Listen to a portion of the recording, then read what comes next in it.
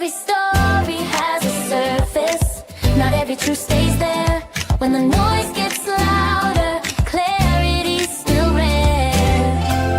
For questions that matter, come talk with Sally. Sally, Sally. Join the conversation. Talk with Sally. Talk. Welcome everyone to Talk with Sally. Hope you guys are having a fantastic day. Tonight we're going to be watching the Trump addressing the Oval Office tonight. Addressing the nation from the Oval Office. There has been some grumblings that during this speech he's going to declare war with Venezuela. So I decided that we would live stream it so that we could know firsthand what is really going on. So give me just a second. I do not have a producer. Just popping out my chat over here on X. While I'm doing so, guys, take the time to hit that thumbs up, hit that little like sign, share it out with your friends. And I got to see who is broadcasting this because I had no clue. Give me 3 seconds. What's up, Sydney? How are you doing? Welcome, welcome. Just trying to find a link real quick to see where it's at. What's up, Mr. Andrew? How are you doing tonight? Let's see who's playing. Who's going to be live streaming this? I thought that it was going to be coming from Trump's official account on X. In the past, he has done that. Let's see. Oval Office at the White House. Let's see if it's here.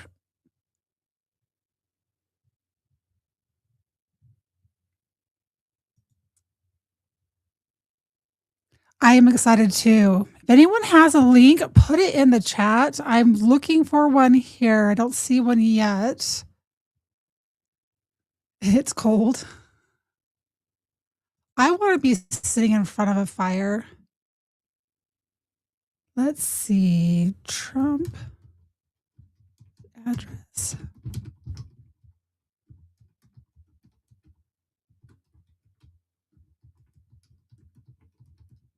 Let's see if we can find someone that's got this on here. Wednesday, December 17th, 9 p.m. Eastern. But the speech was delivered from the White House's diplomatic reception room rather than. Wait. How could it have been diplomatic reception room rather than the Oval Office, according to CBS? Wait, did he already do it? December 17th, that's today. If it's at 9 p.m. Eastern, that could have happened. The address was part of a primetime broadcast in which Trump highlighted his administration's accomplishments during the first year back in office. Oh my gosh, am I like an hour late for this? Why are they talking past tense, Aaron? This whole entire website is talking as if this has already happened. Who is this that put out this article?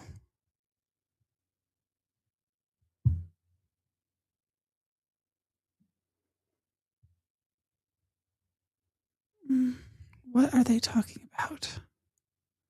All right, how to watch. Let's find out how to watch it. Trump's national address live. Set to give speech amid growing economic concerns and rising Venezuela tensions.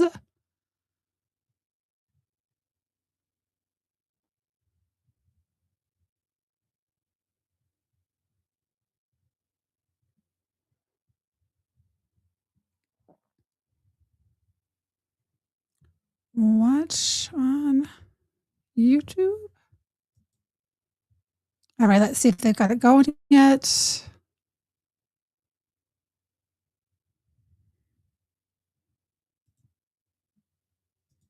What's up, Jeff? Wolfnar? What's up, Wolfnar? I haven't seen you forever. Did you already start?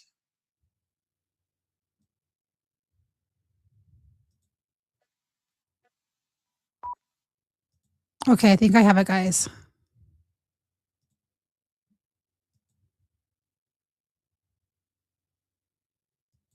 If you have a link, Wolfnar, send me put it in the chat. I think you just barely started. Okay. All right, let's get this up on here.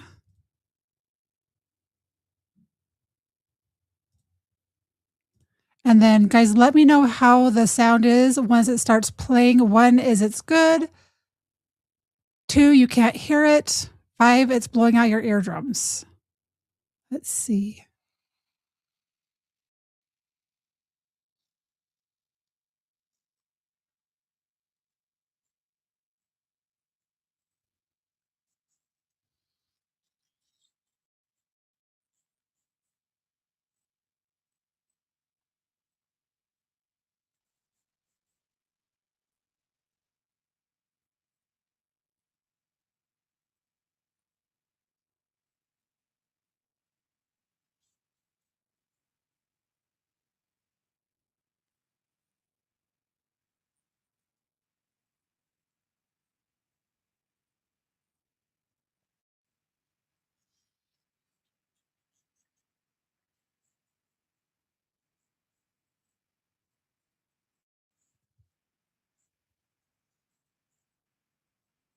Hey, guys, we're gonna be a few minutes behind, but that's okay. I'm gonna share. Wait, hold on.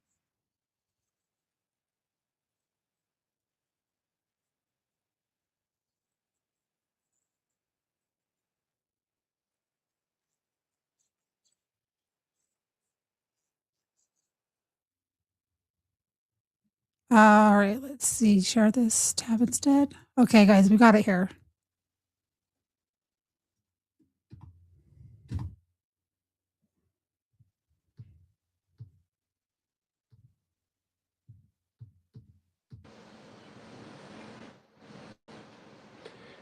Good evening, America.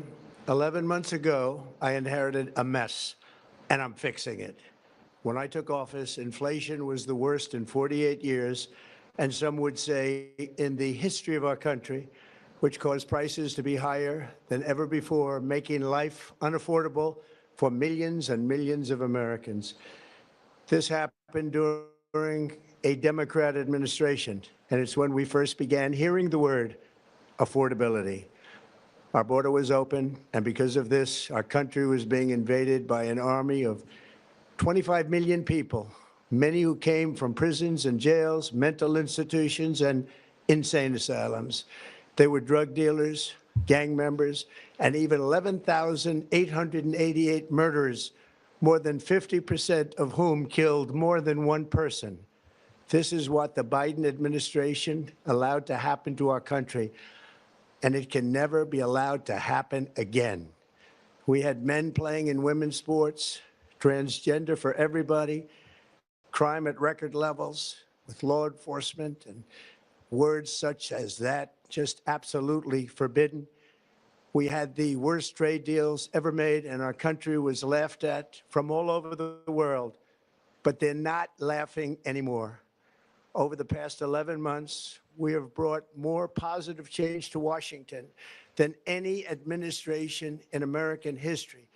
There's never been anything like it, and I think most would agree. I was elected in a landslide, winning the popular vote and all 7 swing states and everything else, with a mandate to take on a sick and corrupt system that really just took the wealth from people and crushed the dreams of the American people. For the last 4 years, the United States was ruled by politicians who fought only for insiders, illegal aliens, career criminals, corporate lobbyists, prisoners, terrorists, and above all, foreign nations, which took advantage of us at levels never seen before. They flooded your cities and towns with illegal aliens, they just released a level of violent felons that we had never seen to prey on innocent. They caused war. They caused mayhem. They caused a horrible situation all over the globe. But now you have a president who fights for the law-abiding, hardworking people of our country, the ones who make this nation run, who make this nation work. And after just 1 year, we have achieved more than anyone could have imagined. Starting on day one, I took immediate action to stop the invasion of our southern border. For the past 7 months, 0 illegal aliens have been allowed into our country, a feat which everyone said was absolutely impossible. Do you remember when Joe Biden said that he needed Congress to pass legislation to help close the border? He was always blaming Congress and everyone else. As it turned out, we didn't need legislation. We just needed a new president.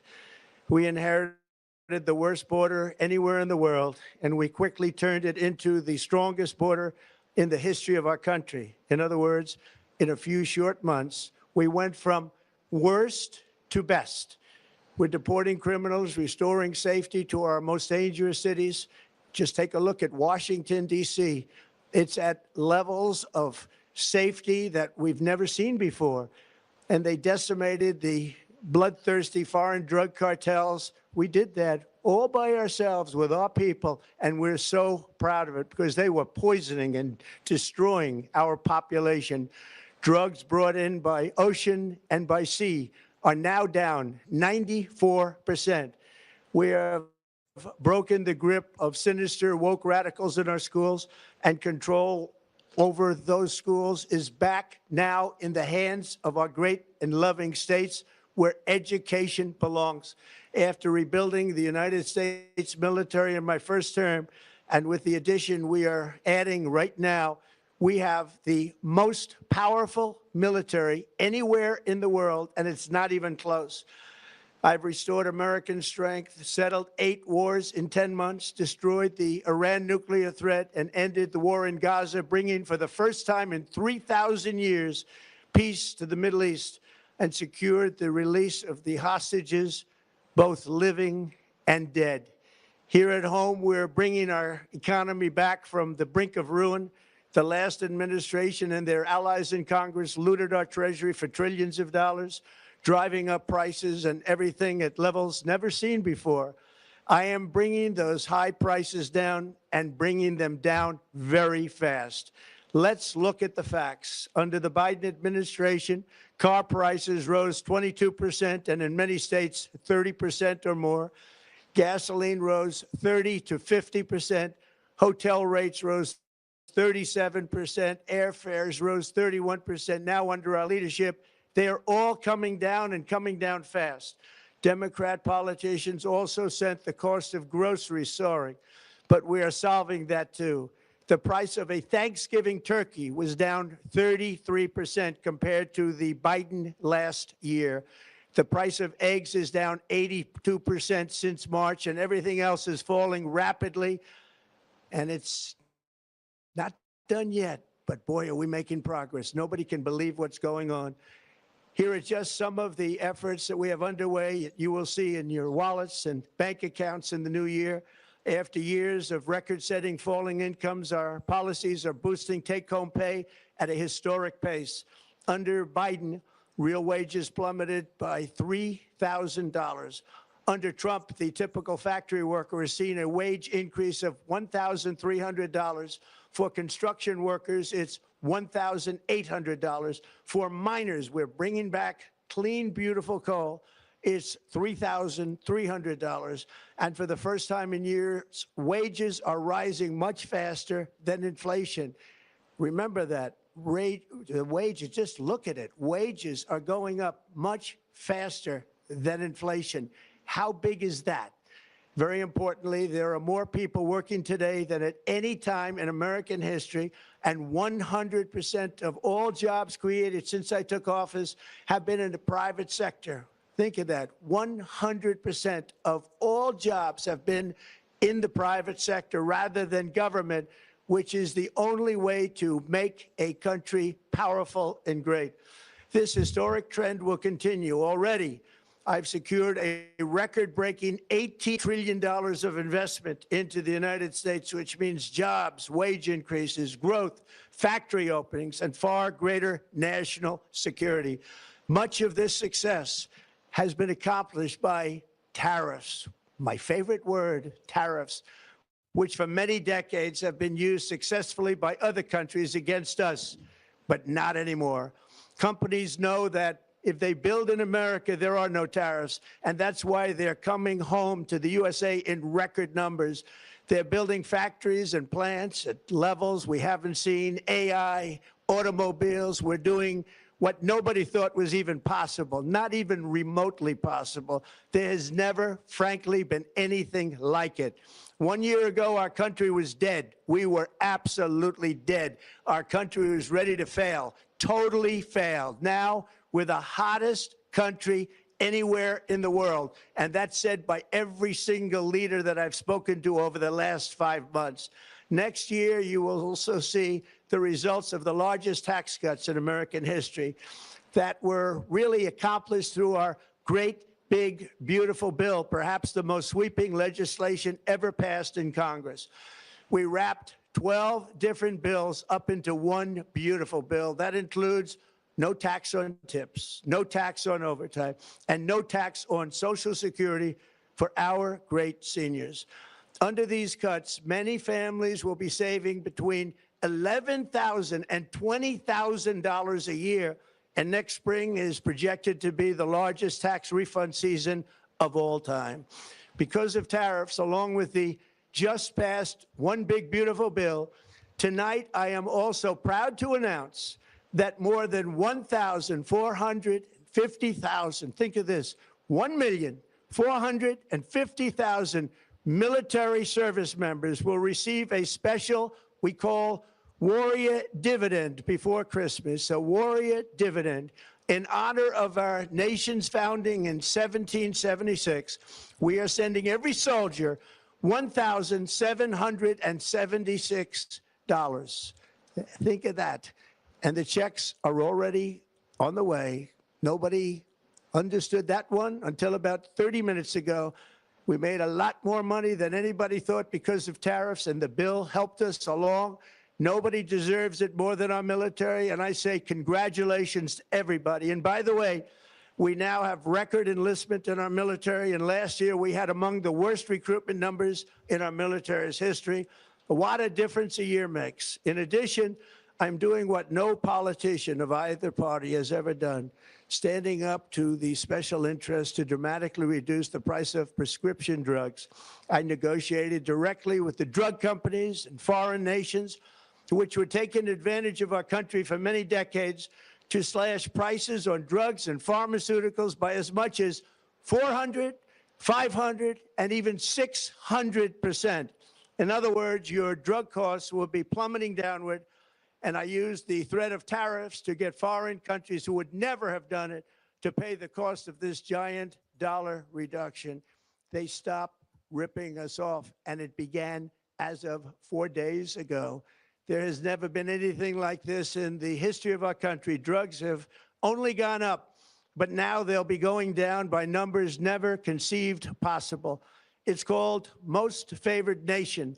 And no president has ever had the courage or ability to get this done until now. The first of these unprecedented price reductions will be available starting in January through a new website, TrumpRx.gov. And these big price cuts will greatly reduce the cost of health care. I'm also taking on the gigantic health insurance companies that have gotten rich on billions of dollars of money that should go directly to the people. The money should go to the people, that's you, so they can buy their own health insurance, which will give far better benefits at much lower costs. It will be far better health insurance.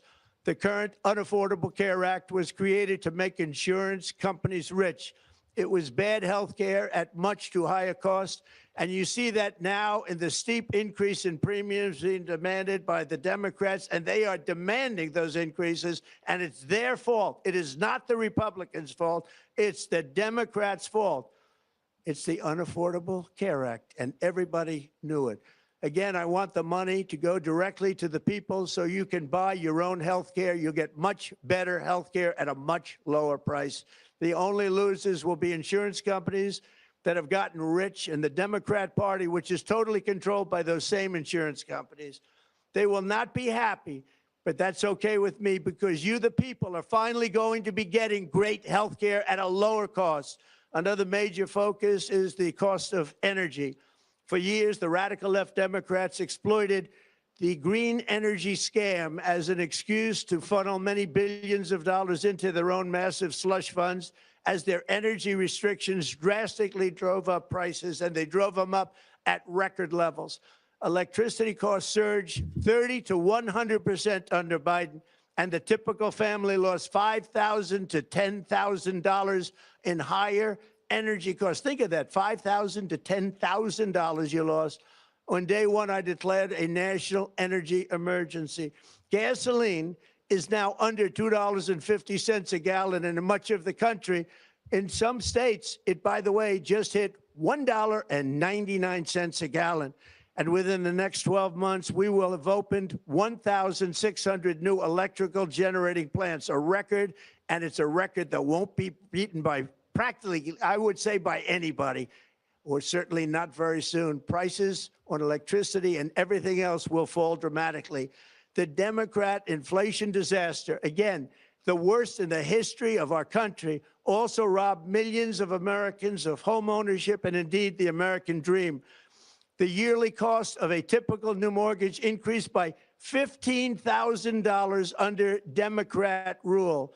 In 11 months, we've already gotten that annual cost down by $3,000, and it's coming down a lot lower. Wait till you see. The numbers are going to be shocking. And I'll soon announce our next chairman of the Federal Reserve, someone who believes in lower interest rates by a lot, and mortgage payments will be coming down even further. Early the new year, and you will see this, in the new year, I will announce some of the most aggressive housing reform plans in American history. A major factor in driving up housing costs was the colossal border invasion. We have never been invaded. This is the worst thing that, frankly, in my opinion, the worst thing that the Biden administration did to our country is the invasion at the border. The last administration and their allies in Congress brought in millions and millions of migrants and gave them taxpayer-funded housing, while your rent and housing costs skyrocketed. Over 60% of growth in the rental market came from foreign migrants. At the same time, illegal aliens stole American jobs and flooded emergency rooms, getting free health care and education paid for by you, the American taxpayer. They also increased the cost of law enforcement by numbers so high that they are not even to be mentioned. For the first time in 50 years, we are now seeing reverse migration as migrants go back home, leaving more housing and more jobs for Americans. In the year before my election, all net creation of jobs was going to foreign migrants. Since I took office, 100% of all net job creation has gone to American-born citizens, 100%. In the end, government either serves the productive, patriotic, hardworking American citizen, or it serves those who break the laws, cheat the system, and seek power and profit at the expense of our nation. Look at Minnesota, where Somalians have taken over the economics of the state and have stolen billions and billions of dollars from Minnesota and indeed from the United States of America. And we're going to put an end to it. For so long as before my election, the vast majority of good and decent Americans were forced to watch as corrupt politicians plundered the halls of power, exploited our taxpayers, and pillaged every system that makes civilized society function. But not anymore, and you see that every night. America great again, very simple. We are making America great again. Tonight, after 11 months, our border is secure. Inflation is stopped. Wages are up. Prices are down. Our nation is strong. America is respected, and our country is back, stronger than ever before. We're poised for an economic boom, the likes of which the world has never seen. Soon we will host the World Cup and the Olympics, both of which I got. But most importantly, we will celebrate the 250th anniversary of the Declaration of Independence. There could be no more fitting tribute to this epic milestone than to complete the comeback of America that began just 1 year ago. When the world looks at us next year, let them see a nation that is loyal to its citizens, faithful to its workers, confident to its identity, certain to its destiny, and the envy of the entire globe. We are respected again like we have never been respected before. To each and every one of you, have a Merry Christmas and a Happy New Year. God bless you all.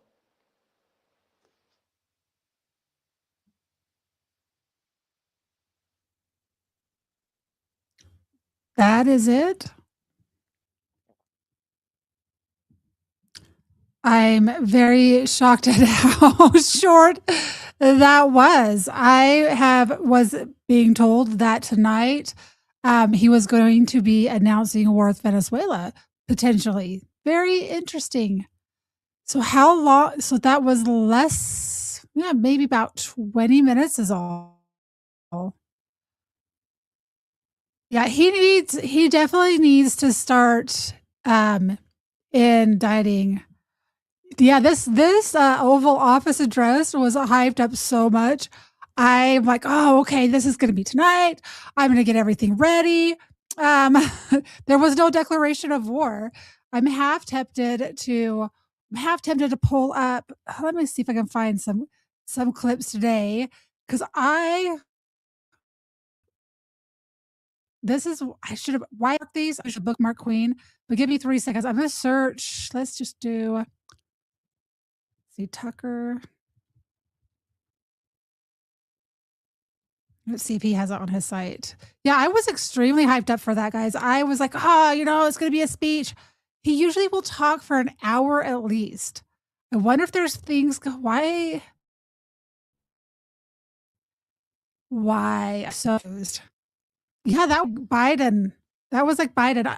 I did take the notes for the amount of time that he did do his speech, and I'll share those. We'll do a recap of that. Let's do a recap of that first, and then I'll go through let's see. Let's do a recap real quick. It shouldn't take very long to do a recap. All right. So what Trump was saying is that because of tariffs, 1,450,000 soldiers will receive a warrior's pay. So I've never even heard of a warrior's pay before. Before Christmas, they will really receive $1,766. Do you think something's bothering Trump? I think that my honest opinion, they're not draining the swamp. And I think that he is plenty aware of that. I think that he had hopes that it was going to happen. It's not going to happen. The swamp, the deep state, it's not going away. I don't know if you guys saw that Dan Bongino is going to resign or is resigning. As of January, he'll no longer be at the FBI. So that's some interesting news there. So there's I think that he had hopes that it was going to happen. I think that it boils down to personnel. Policy is personnel. And several people told Dan Bongino, they told Kash Patel that if you really seriously want to make changes to the FBI, you really want to drain the swamp, you've got to get rid of people who are high up. And I think it's GS13 or G13. It's one of the highest levels. So they're not the highest level. They're just below the career FBI agents that have been there forever. If you don't clean those people out, the corruption is not going to go because those are the people who are feeding Kash, who are feeding Dan Bongino all of their intel and all of their information. So if you don't get rid of those guys, the problem's going to persist. Things are going to, I don't know. Dan resigning. That buffered for a second. I don't know if Dan Bongino resigning is because he realized that he's not going to make an impact, or I don't know. Is it just he misses his family? Is he getting so much crap from Cash for what his actions are? I don't know how much of that is falling down on Dan Bongino. I was What is that sound in my background? Oh, something started playing in the background. What is that? 16 Candles? Oh, we could watch 16 Candles, guys. Should we watch 16 Candles? Welcome, Brandy. Thanks for reposting the stream. The address for the president, guys, for any of you guys who are just now getting here, was roughly 20 minutes. It's the shortest speech I think that I've ever heard President Trump give. So let's go. I got derailed by talking about Dan Bongino and his retirement, but there's going to be a warrior's pension, $1,766 to over 1,450,000 soldiers. Okay. Because of most favored nation status, I think I was kind of confused if he was talking about cutting people off. This didn't really make a ton of sense to me, but Trump RX, I made this note, but I was trying to figure out what he was saying. He was kind of cryptic. No, he didn't speak on the children, Brandy. I'm literally resumming what he was talking about. Because of most favored nation status, Trump is going to have Trump RX. The money should go to the people so they can buy their own health insurance. He touched on how the insurance companies are the ones who profited the most from Obamacare. Okay, that's there. Will widows get that? That would be really cool. I think he said active duty soldiers, but that would be really cool if they did give it to those whose spouses are deceased. So I don't know if it's just the active soldiers or if it is everybody. So, but it's cool that he's getting back to our military because they've been screwed over and over again.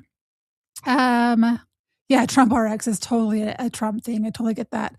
He said something about house insurance being through the roof, and they're working on decreasing that every day. And starting the first of the year, it looks like he is going to be appointing a new chairman for the Federal Reserve. So I don't know if that means I don't know if Powell's 8 years is, I think it's an 8-year term, or is it 10 years? So either he's resigning and leaving, or his term is up. But Trump said as of the first of the year, he will be appointing someone chairman to the Federal Reserve. As a result, the interest rates for houses, interest rates are going to go down. When interest rates go down, housing becomes more affordable. People can afford to buy vehicles. It jumpstarts the economy. There's a trade-off there. He did say that we had the worst border invasion ever. And for the first time in 50 years, we are having a reverse migration instead, because a lot of the people are self-deporting. And I think he said that 50% of all newly created jobs are going to American citizens instead of foreign-born. So that sums up that was his speech, and it makes me wonder. It really makes me wonder if there's something going on in the Situation Room, or if there's other things going on behind the scenes. Because I was told by Tucker, I don't know, it was Tucker Carlson. I'm going to play this clip because we'll watch this clip and you guys can tell me. I thought that this was going to be like this big, huge, like State of the Union type address. I called the Insurance Commission in Florida about insurance over 2 years ago. No reply. Generational households have had to move because they can no longer afford. Oh yeah, people can't. I said this in my last stream that it's a really sad state of the way that this world is, especially here in America, when we have senior citizens who have paid off their mortgages and their property taxes are so high that they can't afford to They can't afford to pay their property taxes on something that they own. And on top of that, paying for their mortgage, I guess it's not mortgage insurance, just household insurance in general is through the roof. It's almost impossible to afford. Um, he said 100% of jobs going to American born. Yeah, there's no way that 100% of jobs are going to American born citizens, because I know plenty of people I know plenty of people who are not supposed to be in this country that are more than likely getting that. I'm going to unmute this tab real quick. Let's see. Nope, it's not muted. So I'm going to share this tab and this tab. So since that speech was so slow, we're going to improvise just a little bit. That could have been done in a truth social past. I don't know. I don't know facts. Let's see. I've been on the phone a lot about it. I have no power. I'm a podcaster, but I'm very interested. All right. So this is Judging Freedom podcast with Tucker Carlson as a guest. This is, see, I wonder if I can just pull this up and live stream this thing.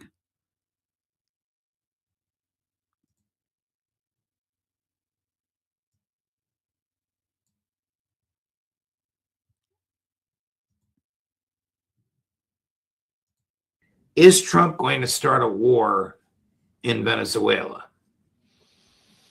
I don't know. I don't know when this program airs, the one that we're on right now. This thing's maybe live. We're live now, and then Okay. it'll be posted immediately. So now, my sense is, I don't know the answer. I've certainly been on the phone a lot about it. I have no power. I'm a podcaster, but I'm very interested. And so here's what I know so far, which is that members of Congress were briefed yesterday that a war is coming, and it'll be announced in the address to the nation tonight at 9 o'clock by the president. Who knows, by the way, if that will actually happen? I don't know. And I never want to overstate what I know, which is pretty limited in general. Is Trump going to start a war in Venezuela? I don't know. I don't.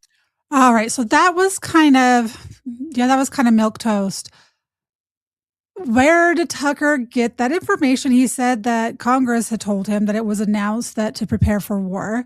I don't see the benefits of going to war with Venezuela. I don't think it's 100% about the drugs, but that's just my opinion, knowing that we have done coups all over the world since 1948. I think there's 80 of them since 1948, where when there's a leader that is put in a position of power, they just, give, if the duly elected leader gets elected, they find a way to get rid of them. War would be the perfect thing. And I think that oil does play a role in that. And I also think that there's a lot of rare oil minerals. There's not rare oil, rare. Oh my gosh, I can't speak. Rare minerals, right? So you've got, once you start having the lithium, and you have everything that makes ion batteries, lithium ion batteries, we're going to want to control that region of the world. It's all everyone keeps saying is about so this is my struggle is you have MAGA, right? And then you have what they call the far right radicals, which I don't think they're far right radicals. I think that is the far right. And I think that is a way to disparage anything that they have to say, because they are America first, if not America only. And so they're trying to discredit them. They're trying to disparage them. So you have the people on the right, far right, that are saying it's about the oil. And then you have people on the MAGA side says, oh, no, it's all about the drugs. It's all about the drugs. And I think that there's truth to both of them. I think it has to do with drugs. I think it has to do with oil. I think it has to do with a geopolitical location. If we don't control Venezuela, then China controls Venezuela. I don't know. There's a lot of things that. Oh my gosh, my tinfoil hat, guys. My tinfoil hat says it's more about globalization. It's more about becoming the world leader. And Maduro, from everything I know, the people voted for him. And They just happen to use the same Dominion machines that they try to get rid of here in the United States. What's up, traveling fools? How are you doing? Do you want to come on this podcast? Trump is already done with his speech. I didn't really plan anything further. I didn't realize that Trump was literally going to speak for like 20 minutes and then move on. I was all hyped up about this, way hyped up. Yeah, drugs is more palatable for public perception. And you have to realize that when you start having drug importations, the trafficking of human beings goes hand in hand with that. So you're going to have the trafficking of drugs and you're going to have the trafficking of human beings. The same people do. At one point in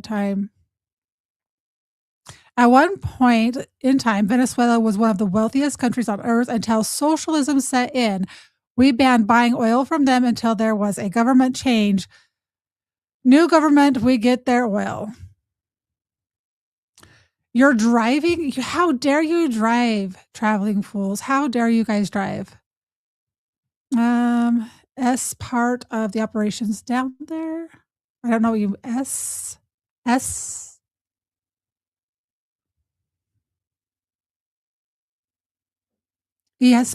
EPS. I don't know what you are saying. You're speaking cryptically, Aaron. You're confusing me.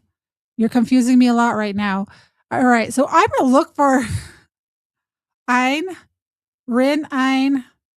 I don't know what you're saying. So who was Wolverine? Who was in power during that time that was allowing it to be so prosperous? Yeah, now there's people putting on X that Tucker told everyone that Trump was declaring war on Venezuela. So what happened? Epstein. I'm like, what are you trying to type? You believe Jeffrey Epstein is in South America, so you're saying that Jeffrey Epstein is still alive. They smuggled him out of prison, staged his death with photographs, and is living in South America just like they said that Hitler did. Is that what you're saying there, Aaron? Now, I have a tinfoil hat. I have a pretty good tinfoil hat. That might top my tinfoil hat. Trying to see breaking. I am going to, let's see. Let's go to Tucker. Let's see what his last thing that he put out was. I don't know if you guys have been following the Candace stuff. I have been following it as far as to hear her side and to hear both sides of the story. And I just don't know if I care about that saga anymore. I'm trying to want to, but I'm really having a hard time. All right. So I'm clicking on Tucker Carlson Network. Let's see what his last, that's a 1 minute clip. I don't want 1 minute clips. That's a 44-second clip. Do you know what interview that he did that I really, really liked? Was the interview that he did with John Rich. I didn't realize how amazing of a person he is as far as, he's super successful, made lots of money, made lots of other people successful through his lyrics in his music. And at his age, he decided that there's something more important, and it's the anti-trafficking movement, which I love it. I freaking love it. I should find his song. Sorry, guys. I'm searching right now. I'm trying to find something. Those are clips. I don't want a clip. I don't want clips. Carlos Andres Perez was in power in Venezuela during most of his prosperity. I don't remember. I've done a lot of research. I haven't done a ton on Venezuela. Okay, hold on. Let's do this. I might just read a thread out to you guys. You guys love it when I just decide to switch directions, read a thread. Let's see. Let's go here. Search. I hate trying to search things on, let's see, where's my advanced search? Don't want today's news. I don't, oh, from Colonel Towner. Let's see. Venezuela.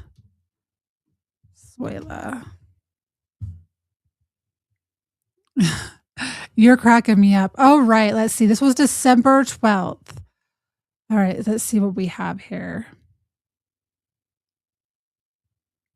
Have you guys gotten that much into the Smartmatic stuff? The Smartmatic stuff is absolutely wild.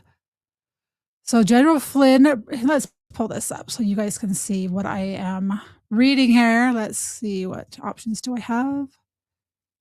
Let's do this view. Okay. So this is from a guy named Drago.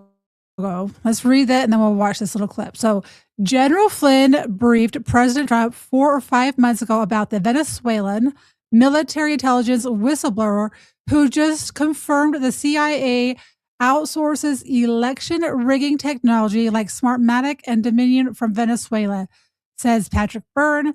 Before the first U.S. strikes against Venezuela,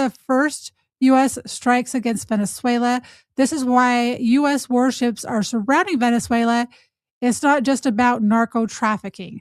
So we're gonna watch this. We're gonna watch this clip. Let's see what he has to say. Before the election, but since the election, he's kind of a. We set this all up as a weapon. Smartmatic is all rigged. I know. I installed the. He built it. This is quiet. This is him saying this. It's all rigged. Your elections have been rigged. Blah blah blah. It's only a 2.5-page letter. You really put up on your site. And third, he says something very remarkable. I'm surprised. I'm only going to mention it because it's in this letter, which higher authorities okayed could be made public.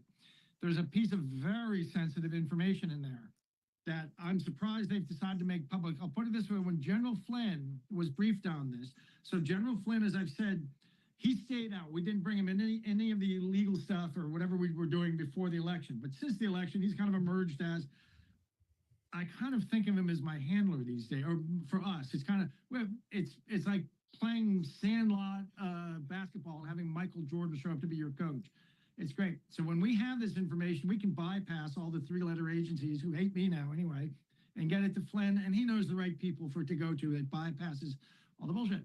He turned white when he heard this information, and the information that came from this Venezuelan general in a prison is that in 2015, we invited the Russians in.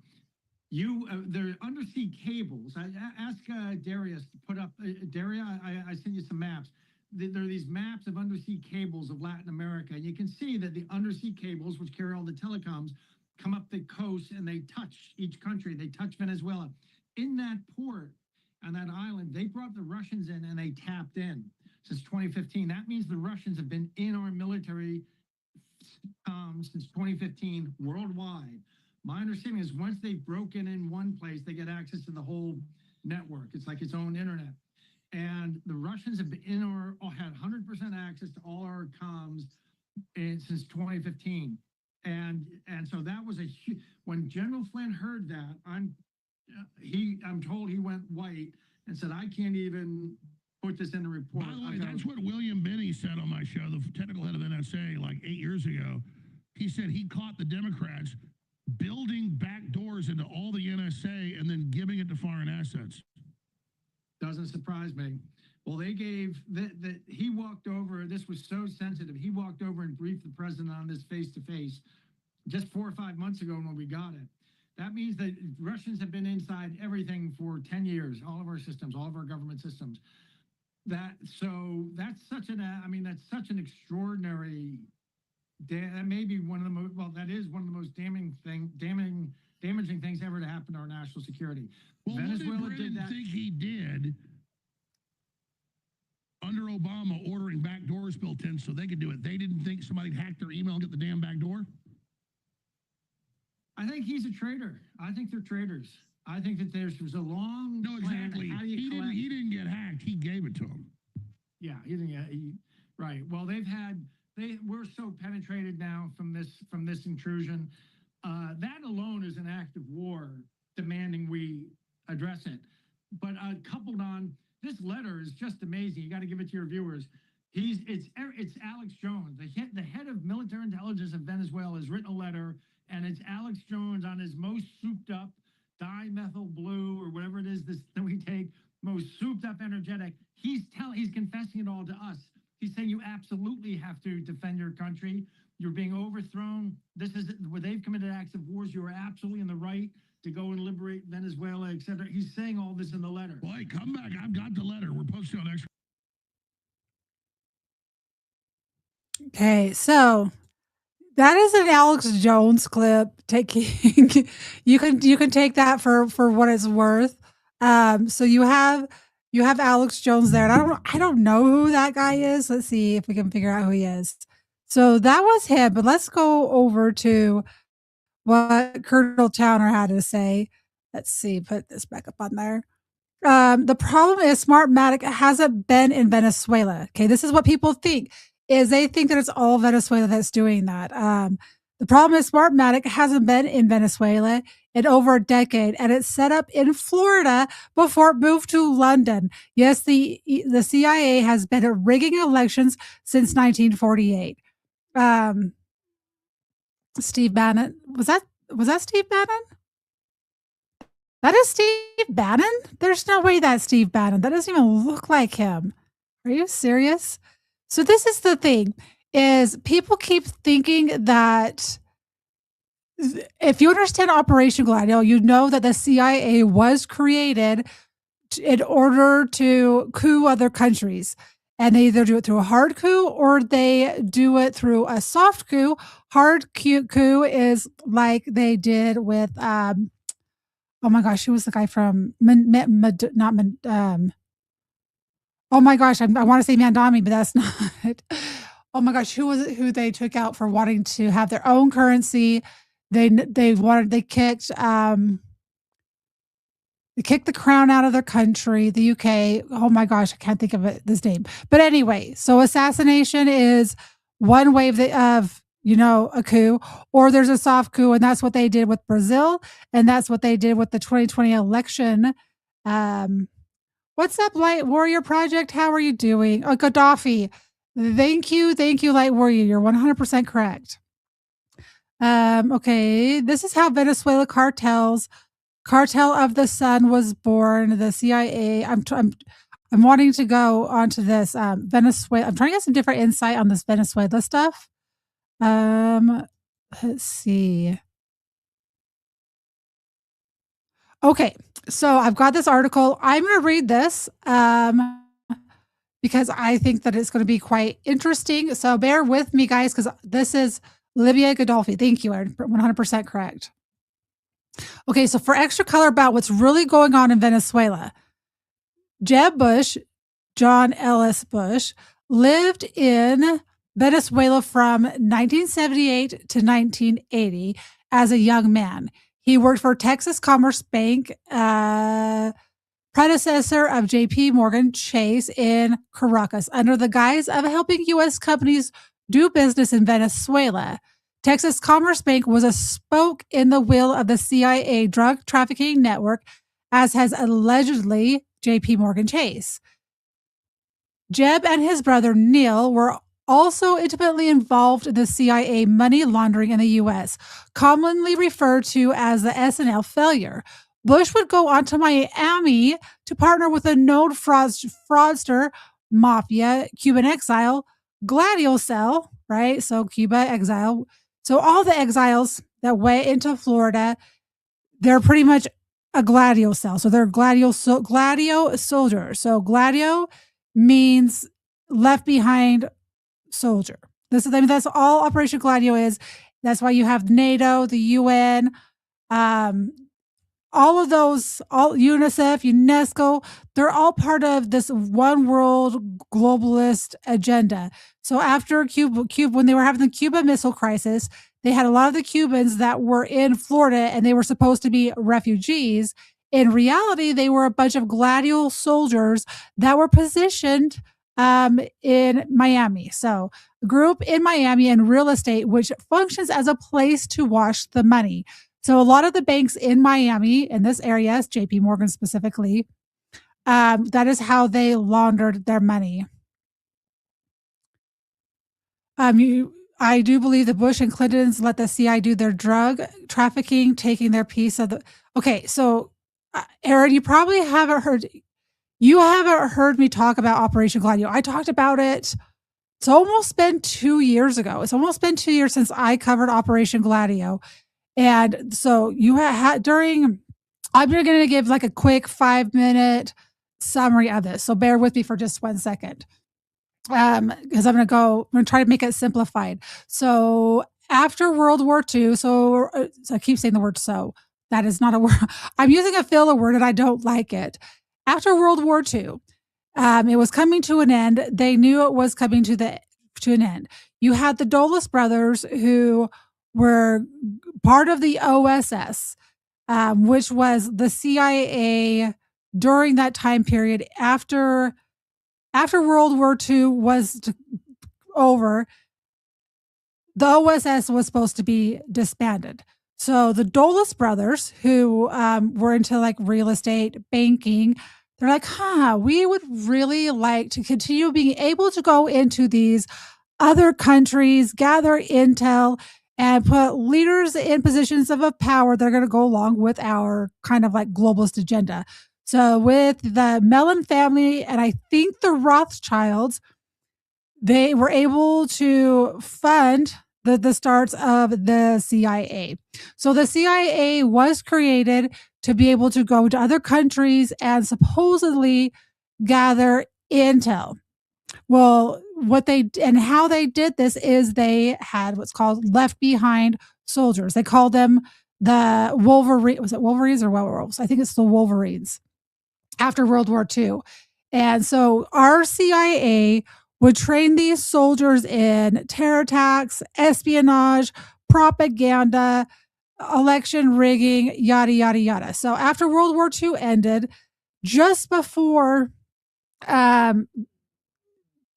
they'd taken out Hitler, they started getting all of the Nazi scientists, doctors, all of the who's who from the Nazi camp.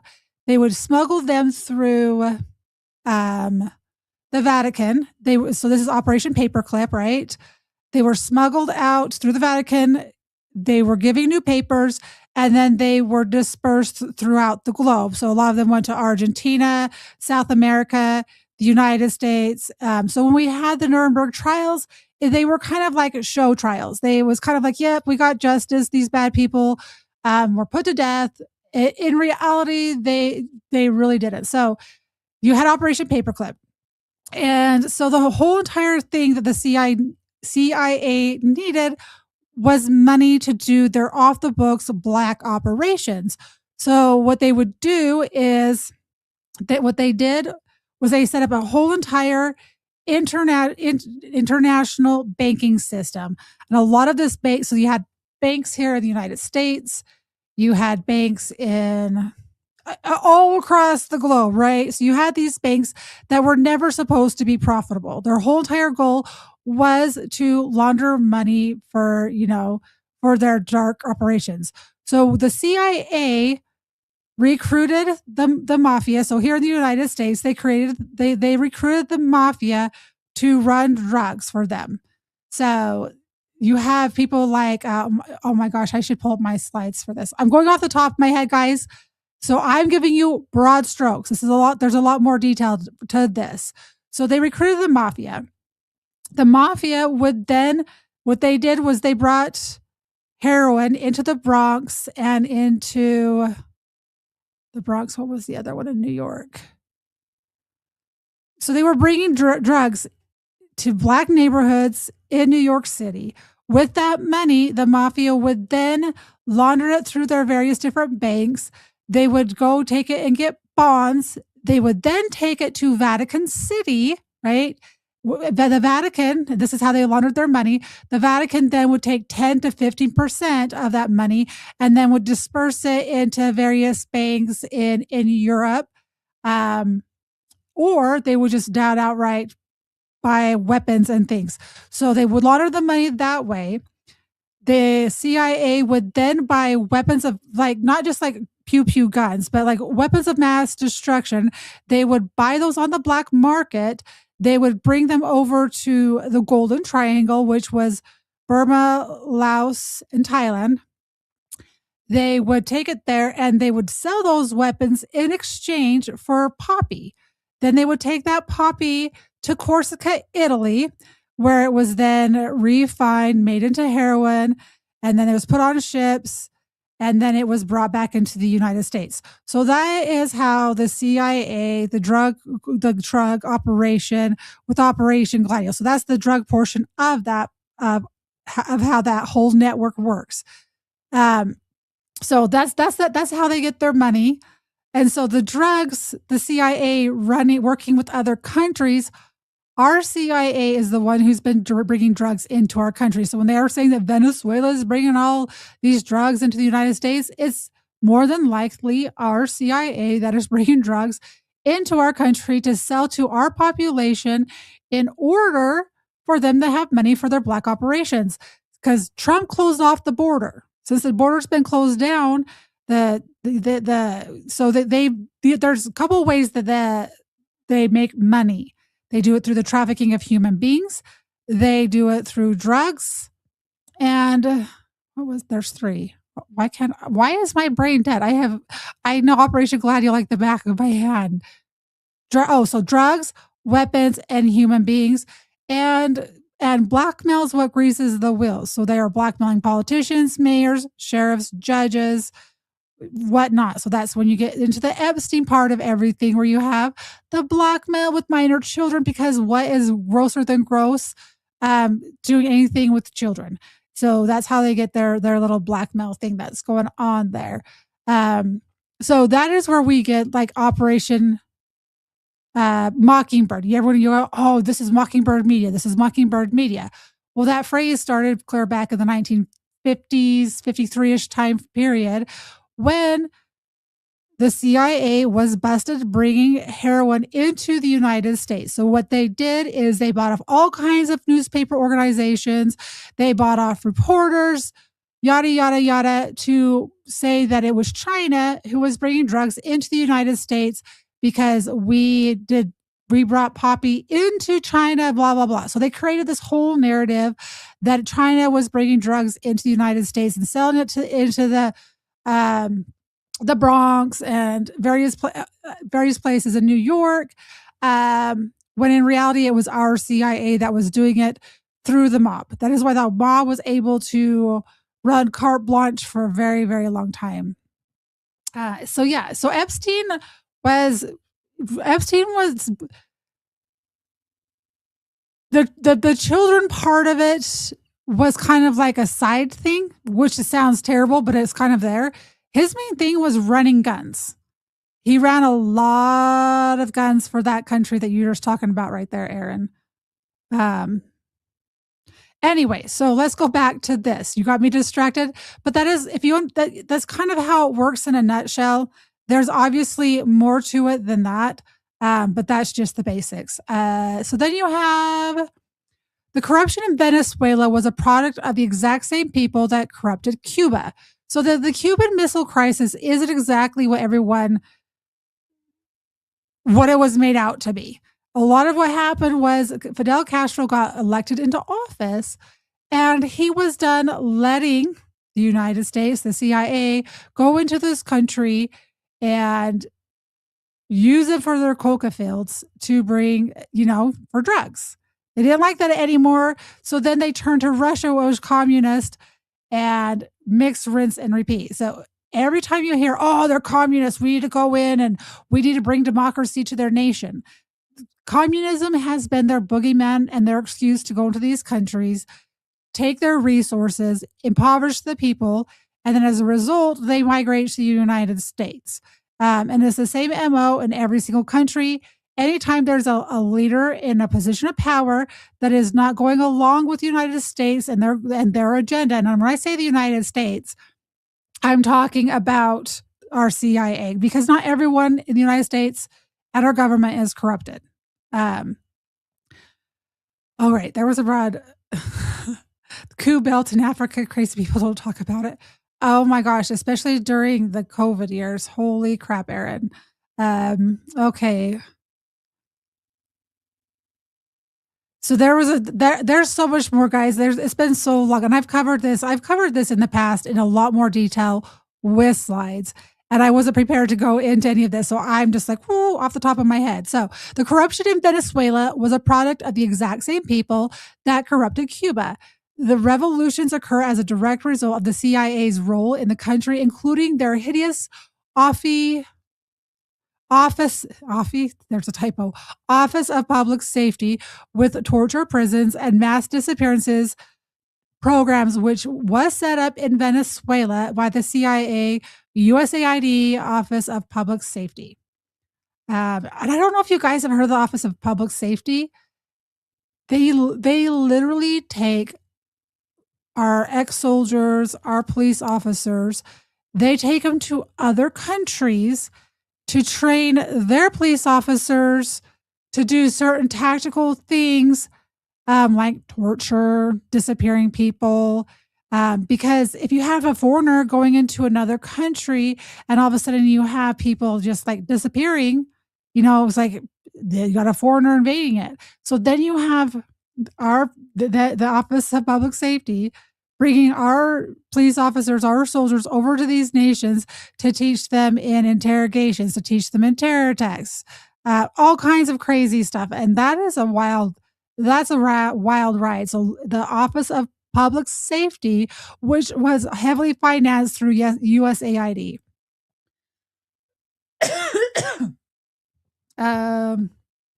Notice that every time the country's population fights back, they become the pariahs of the world and not the actual SOBs that destroyed their country, right? So I just got through saying is you have our CIA, through Office of Public Safety or through other means going into these countries, impoverishing the land, taking all their resources. As soon as they get a leader in that they like, they want to get them out. And it's the people that are bad. Thank the PSYOP branch of the CIA for your ignorance. I believe the focus of Venezuela is because it is a model to illustrate the hideous nature of the operation that was done in our name by state, CIA, DOJ, DEA, and Congress. They've all known and kept going. All right, so this is how Venezuela's Cartel of the Suns was born. The CIA created it to traffic drugs into the U.S., and it has never existed. What? As if it has never existed, maybe what they're trying to say. So this is 1993. Anti-drug unit of CIA sent tons of cocaine to U.S. in 1990. Oh, it's not a very long article. Let's read this. A Central Intelligence Agency anti-drug program in Venezuela shipped a ton of nearly pure cocaine to the United States in 1990. Government officials said today, no criminal charges have been brought in the matter, which the officials said appeared to have a serious accident rather than an intentional conspiracy. But officials say the cocaine wound up being sold on the streets in the United States. One CIA officer has resigned, a second has been disciplined, and a federal grand jury in Miami is investigating. The agency, made aware of a 60-minute investigation of the matter scheduled for broadcast on Sunday, issued a statement today calling the affair a most regrettable incident involving instances of poor judgment and management on the part of several CIA officers. The case involves the same program under which the agency created a Haitian intelligence service whose officers became involved in drug trafficking and acts of political terror. Its exposure comes amid growing congressional skepticism about the role of the CIA in the war on drugs.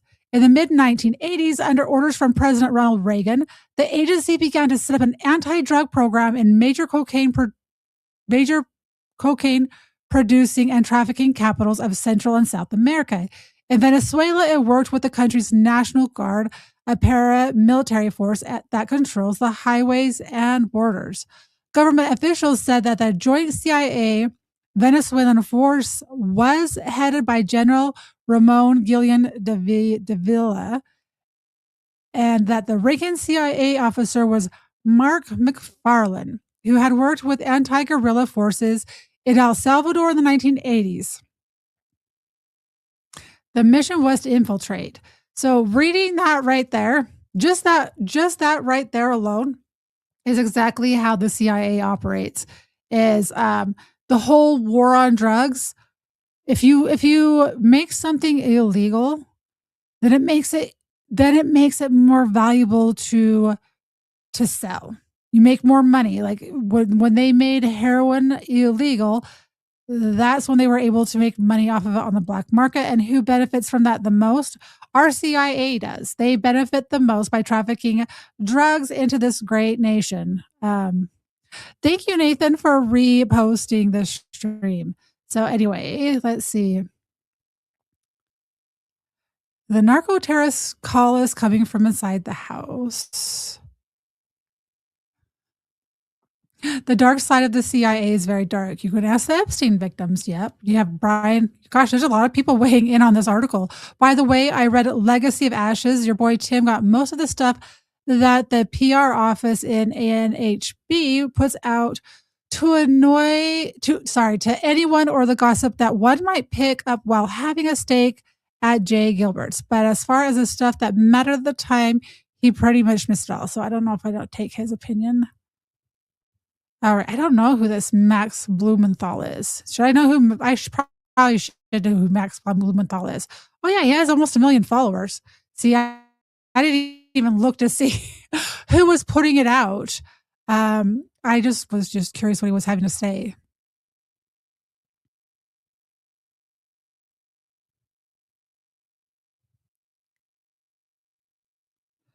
This is interesting.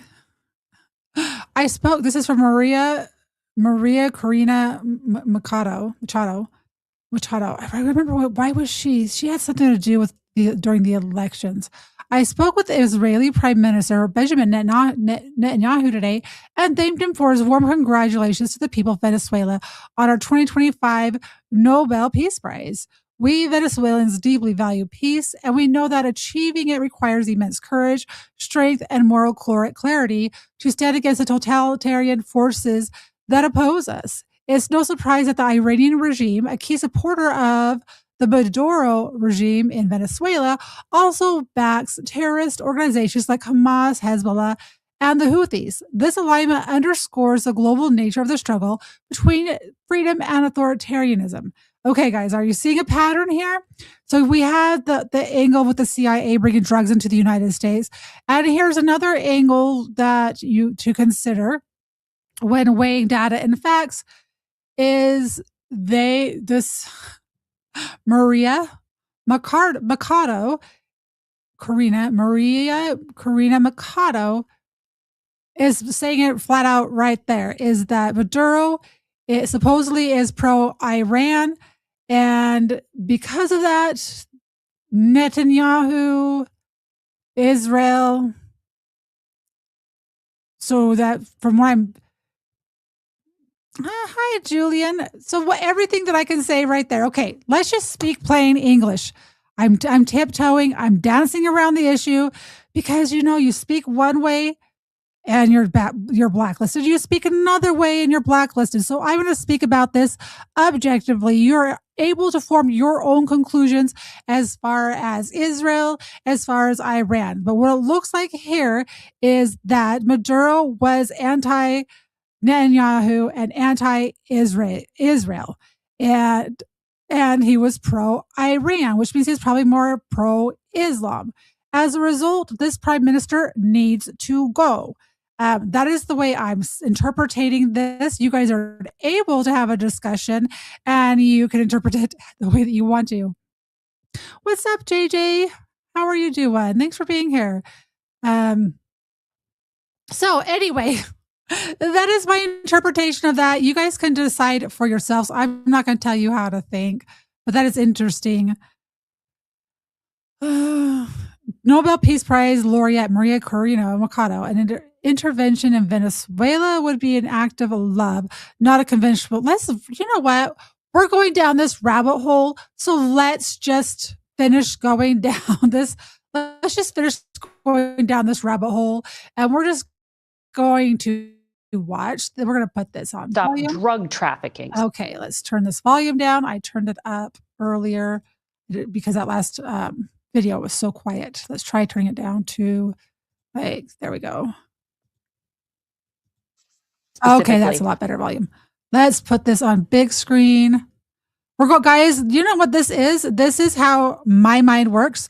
You're going down the crazy rabbit hole mind that I do. When I read something on X, this is where I go. I go all the way down and track all the threads. I'm like, this is interesting. So tonight we're going through the mind of Sally because that speech from Trump was 20 minutes. And I spent a lot of time making sure that I had time to do this tonight. And I'm very disappointed that it was only 20 minutes long. So here we are. We are going through my rabbit hole. This is how I surf X. I go through, I'm like, I wonder what that connection is, right? So here we go. It's going to be a wild ride. Will start soon. He has been saying that for weeks. Do you know what he is talking about? And has he promised you anything? No, I don't know. And well, if I knew, I wouldn't say it, of course, but it's not the case. We are not involved and we will not get involved into another nation's policy for their own national security. But would you welcome U.S. military action? I will welcome more and more pressure so that Maduro understands that he has to go, that his time is over. And I will insist something that I've said several times before. This is not conventional regime change. This cannot be compared to other cases like countries in the Middle East. We had an election. Mm-hmm. Regime change was already mandated by over 70% of the population. And what we need is support to enforce that decision. How do you square military action with receiving a peace prize? Are we at the point it's necessary? What we're fighting for is precisely freedom in order to have democracy, and democracy in order to have peace. And in order to maintain freedom and to achieve freedom, you do need strength.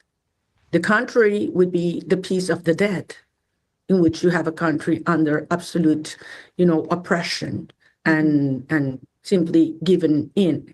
And that's not the case. It's absolutely absurd that you see a regime, a criminal regime like Maduro, that gets support from Russia or from Iran, and then as a Venezuelan people not to ask support from democratic. Okay, so I want you guys to start paying attention that they're always wanting to paint Russia as the boogeyman. They're always trying to paint Iran as the boogeyman. So I want you to start paying attention when you hear those words.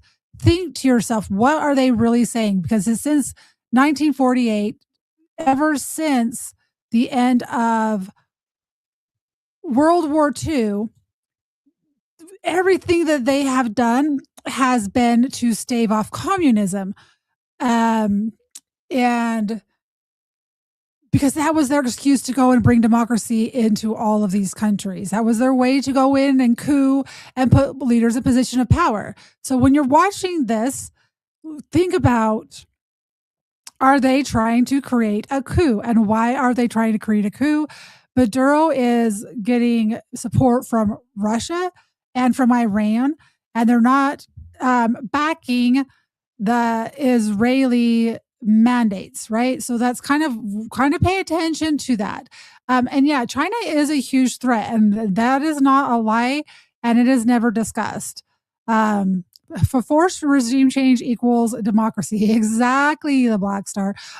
Julian, I don't know if you're listening to this on X, but Kyle is saying to get your lazy butt over to Rumble and go say hi to him. He's like, wait, did you just say Julian's in the chat? Yeah, so if you're there and you're listening, go say hi to him. There you go, Kyle. All right, so let's finish this. Countries and democratic leaders. That's absolute absurd. We do not have arms. We have our will. We have the power of organization and the power of love, which at the end, I have to say that peace is ultimately an act of love.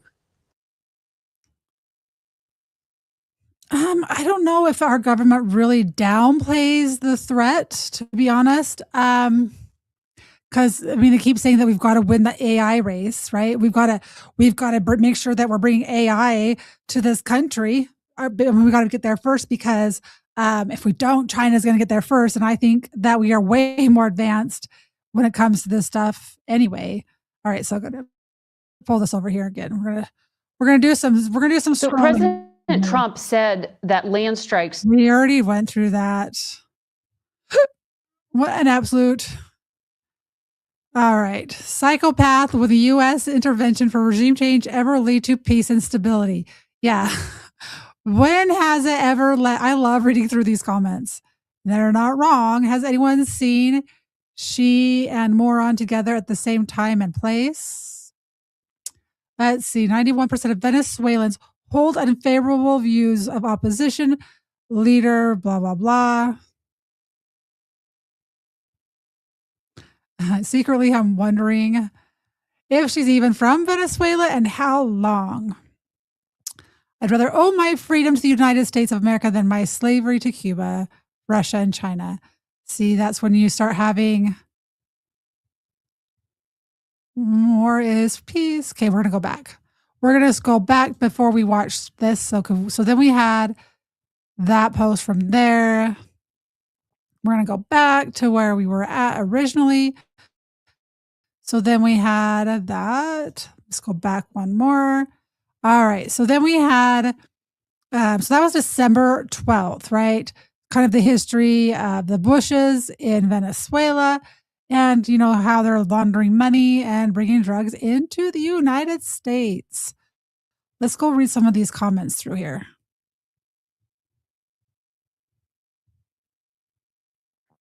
Michael Murphy. Yes, it all started with the war on drugs, where the CIA waged war on the drug lords and made them partners. Catherine Austin Fitz discovered this after Gary Webb, a San Jose Mercury news reporter, broke the story, then unalived himself in the face and head with a .38. Yeah, and so that it started. The current version started when the OSS adopted Xi'an in China. And we had Wild Bill Donovan, and the OSS is where it all started. Then the psychopathic globalists took control of the CIA to serve as the muscle for the covert ops in foreign lands. They are a rogue entity now serving foreign masters. Border crisis made in the USA. Ooh, that looks like I need to bookmark that for later use.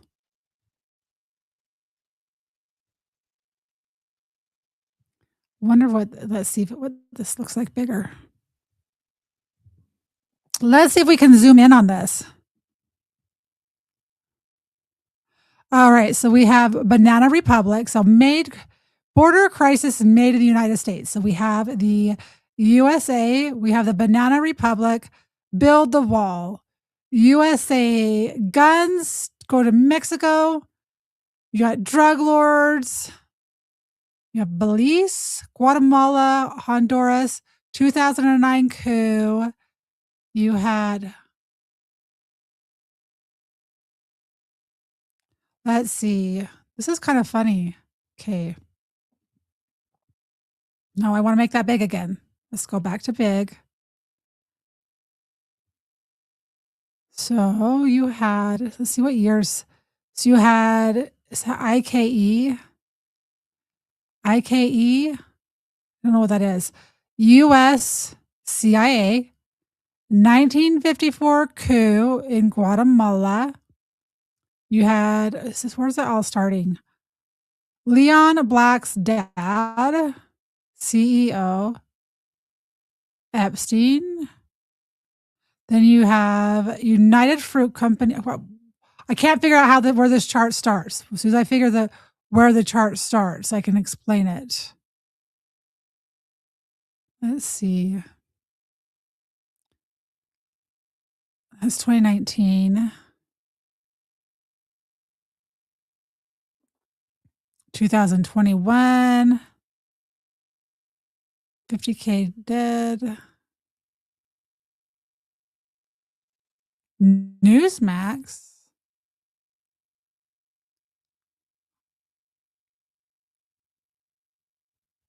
Okay, I don't know where. Let's say 1954 Jacobo. All right, I can't decipher this chart. It looks pretty cool, it looks pretty accurate, but I can't explain it if I can't see where it starts. There's not enough flow to that chart. At the end of all this, at the end of waking up to the illusion, lies and horror, real truth can be found. The truth is not horrible, but you have to rid your mind of the lies to make room for truth. Then you find all is well and the illusion. Okay.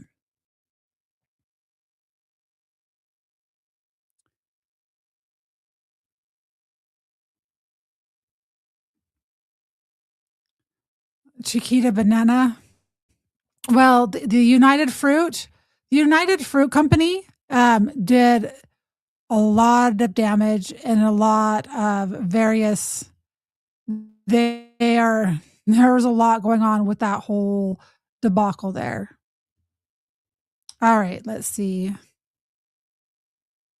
gonna take this off the screen for just a second, just in case there's something that I shouldn't be putting up there. So let's go here real quick. What's up, Patriot Steve? How are you? How are you? For anyone that is joining just now, the Oval Office address from Trump was 20 minutes long. So I've been filling just time with me going through, and you're experiencing how my brain works when I start going through a topic. Somehow we got on Venezuela, and this is where we're at right now. So you're just going to have to bear with me. So let's see. The problem, we already went through the Smartmatic.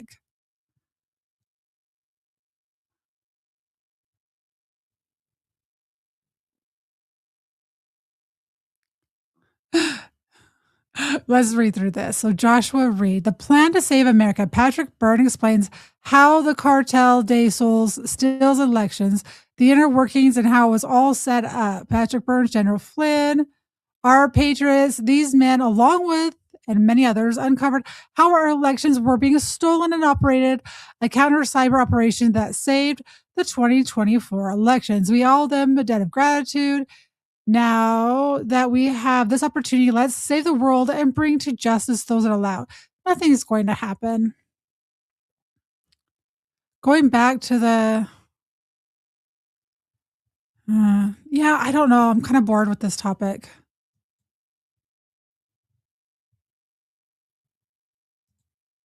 So wait, let's put this back up on the screen. Hold on. Let's put this back up on the screen so you can see what I'm doing. And give us our Indian butter back. Indian butter back. Is Indian butter? I think I've had Indian butter before. Oh, come on. Stop being, I hate it when this mouse gets all weird on me. There we go. All right. So wait, you spent 2 years looking to Venezuela's cartel de la Sol, and you missed the part where the CIA funded, trained, and set them up. How is that possible? 2 years researching Smartmatic, and he tells you the Delaware Incorporated, Florida registered, now London, is actually mysteriously in Venezuela, figuring out secret ways to steal elections. Okay, smart aleck comment here. Smartmatic, a multinational election technology company that was incorporated on April 11th, 2000 in Delaware. Who lives in Delaware? It was founded by 3 Venezuelan expat engineers, and Antonio Mujica, Alfredo Jose Anzola, and Roger Panati. The company initially established its headquarters in Boca Raton, Florida, focusing on financial sales, manufacturing, and support activities. You know, right down the road from one of the biggest CIA hotspots, you know, Miami, you know. I don't know if you guys know this, but CIA is a hotspot for the CIA. This location served as a key business and R&D hub, particularly for engaging with U.S. companies, universities, and research institutes. Over time, Smartmatic expanded globally due to its contracts for voting systems in over 40 countries. 40 countries. I guarantee there was a coup. In 2012, it relocated its worldwide headquarters to London. But don't pay any attention to London, MI6, or the CIA because they've just interfered with every election ever since 1948. So Smartmatic headquarters was in London during the 2016 and 2020 elections, where Russiagate was ran out of. And while the founders were originally from Venezuela, they haven't lived in Venezuela for decades. Also, I just point out that Venezuela has been flooded with USAID, CIA, fake companies like DAI, with embedded CIA trying to take Maduro down and Chavez before him repeatedly. The same CIA that loves controlling elections and would take out anyone that trends. I will think it's supposed to, and anyone that treads on their territory. I can complete typo. So are we supposed to believe that they completely missed the Smartmatic rigging elections all over and didn't take out Smartmatic? Reveal the election fraud, nothing. Just said cool, no big deal. So you guys see, all right. This will ruffle some feathers, but at this point, I don't care. Despite what the CIA agent said on Lara Logan's show recently, Venezuela isn't the drug trafficking capital of the world. It actually was much more involved in trafficking when the CIA was using it as a hub before Chavez. They had Sicilian mafia hanging out both there and Aruba, running massive amounts of drugs. They also had their fair share of Cuban exiles working with CIA Cuban exiles in Miami. Narcotics are a multi-trillion-dollar business. It's a cash business. They move trillions of dollars around. Moving trillions of dollars around leaves trails, but the feds can't figure it out despite Miami and LA Federal Reserve branches having the largest deposits of dollars on hand for decades. They claim they had no idea that entire banks had been bought and used as laundromats. They knew, as did the Treasury, etc., etc., etc. Everyone has their own theory about 9/11, but there's one fact that can't be argued. After AFG won in the 80s, CIA investigated despite what you were taught. The opium production skyrocketed for years in AFG. After the Taliban takes over, the guys you are programmed to hate, okay, so that's Afghanistan, Muslims, blah, blah, blah, and eradicates virtually all opium that the tribal warlords are producing. The Taliban outlaws sex with boys. The CIA-sponsored drug tribe leaders are pissed.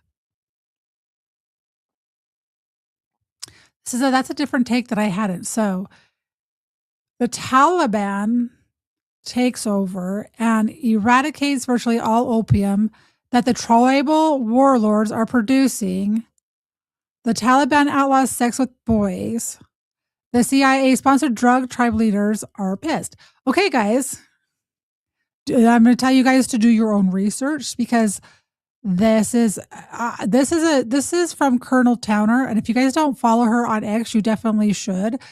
She does her research. She doesn't do opinion based. She does fact based, which is why I love going through the stuff that she puts out. And I've missed this somewhere along the way. 9/11 happens and we're back to AFG attacking the Taliban, but not the Taliban. So the Taliban was going against the CIA, not the narco tribal chiefs that has with little boys and grow poppy.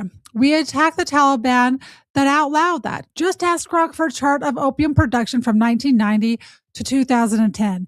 It's crazy. Why am I telling you this? Because the AFG CIA asset that just shot 2 guardsmen in an and is an Afghani who was part of the drug trafficking and with a little boys club fighting with the CIA against the Taliban. He knew exactly what he was doing. The CIA trains these people to kill their fellow countrymen so the CIA can move drugs. This isn't a conspiracy one-off either. It started in 1948 with Xi'an in China. Xi'an, this name, I know this name, I'm pronouncing it wrong because I know in my head how I'm supposed to say it, but for some reason I can't. Cayenne. Anyway, in China.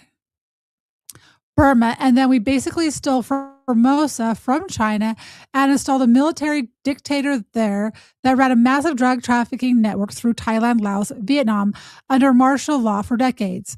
And yes, many of those Laotians, Vietnamese that trafficked drugs worked with the CIA to do it, were brought, don't like typos. Many were, worked with the CIA to do it, were brought. Many were assassins and have killed people. Many of them form domestic drug rings for the distribution network here. There is no better example than all the Cuban exiles, Brigade 2506, Aloha 66 assassins, domestic drug traffickers, all protected by the CIA, used in overseas operations as well as domestically. There are entire books written on how these networks are protected by the DOJ, DEA, FBI, ATF, CIA, etc., to prey on us with the drugs and known terrorists they import to run their networks. I spent the last 3 years documenting all of this. Those 2 guardsmen were shot by a guy the CIA vouched for, who was recruited to assist an invading force U.S. in his home country to facilitate opium for their covert networks and have his fellow countrymen. And so, sorry, this sentence is disjointed. So the 2 guardsmen that were shot was from an Afghani refugee that was brought here under the Biden administration. They brought 88,000 unvetted soldiers during that botched withdrawal that they had. So that guy worked for our CIA, and he was trained by them. So he viewed by our countrymen as a traitor because he was a traitor to AFG, regardless of your feelings of the Taliban. Sometimes you don't have a choice of a good and bad guy, like our elections. Sometimes it's a bad and less bad every single time. The CIA picks the horrifically bad over the opponent every freaking time. Millions are dead around the world as a result of their efforts and the syndicate they work for doing this and bringing these terrorists back to the U.S. for later use domestically. And she's 100% correct on this, guys. 100,000%. So, P.S. Any journalist using a CIA whistleblower who hasn't had multiple attempts on his life isn't a whistleblower. Also, the book was published. If they are true whistleblowers, not only would the book not be published, they would be sued into bankruptcy. There's a reason they are making the circuit right now. Timing is everything. The real truth is coming out. So this is in reaction to Laura Logan and who I respect, doing an interview with a supposed CIA whistleblower. And what Colonel Towner is saying right here is you don't get a CIA whistleblower doesn't live to be a whistleblower.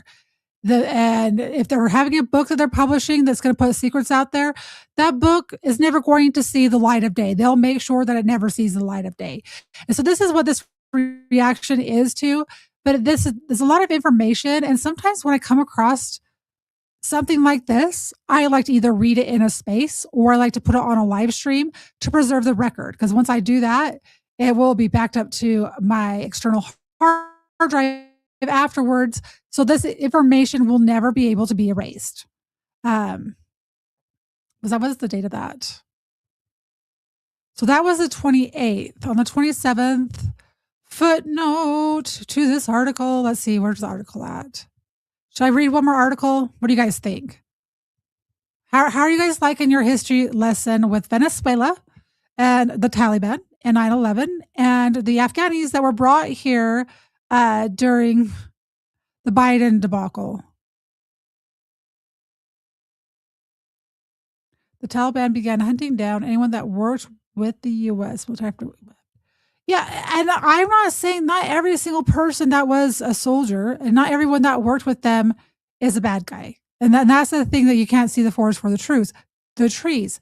However, you can't bring a bunch of people that are on the terror watch list and bring them to this country and not expect them to be angry, especially if they're on the terror watch list and you make sure you remove it from it. So JJ says to continue. All right, we got one person that wants to continue this conversation. Julian, I don't know why you're not showing up on my other feed. Now I'm kind of bugged. You've been chatting over here and I'm not seeing any of it. So I've got Bane's in there too. Why is X not showing up on my chat? So I have real quick, I've got Nathan, Julian, Discord 9495. I've got Patriot Steve, Julian. Did something happen before 1948 to cause that change? Gee, I wonder what that was, Julian. I wonder what that was. So I apologize for not seeing your chats and acknowledging you over there. That is not my intent. Oh my, why is it not going to let me drag it back over? For the love of Pete. There we go. All right, so you are supposed to believe the CIA is running all over. We already read that one, I think.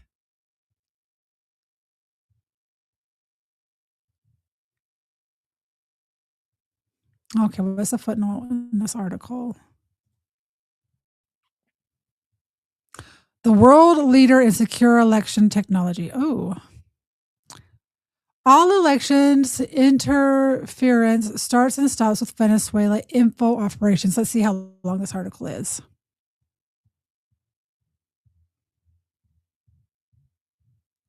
Okay, it's not too long. So what we're going to do, we're going to read this article, and then I'm going to close out this live stream. And what I'll probably do is take an hour break, and then I'm going to set up a stream and play chess because I need some unwind time, and I'm going to play anyway. So I'm just going to do a chit chat, play chess, and we can hang out.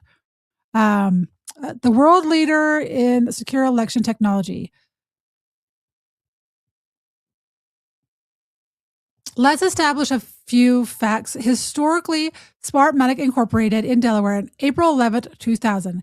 It has moved its headquarters from Netherlands, Philippines to UK, where it currently resides.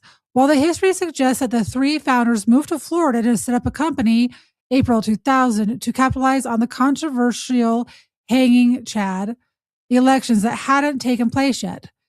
Smartmatic definitely capitalized on the hanging Chad election, but apparently had foresight into it happening. I haven't heard of the 4Chad election. I don't know what that is. Hanging Chad election.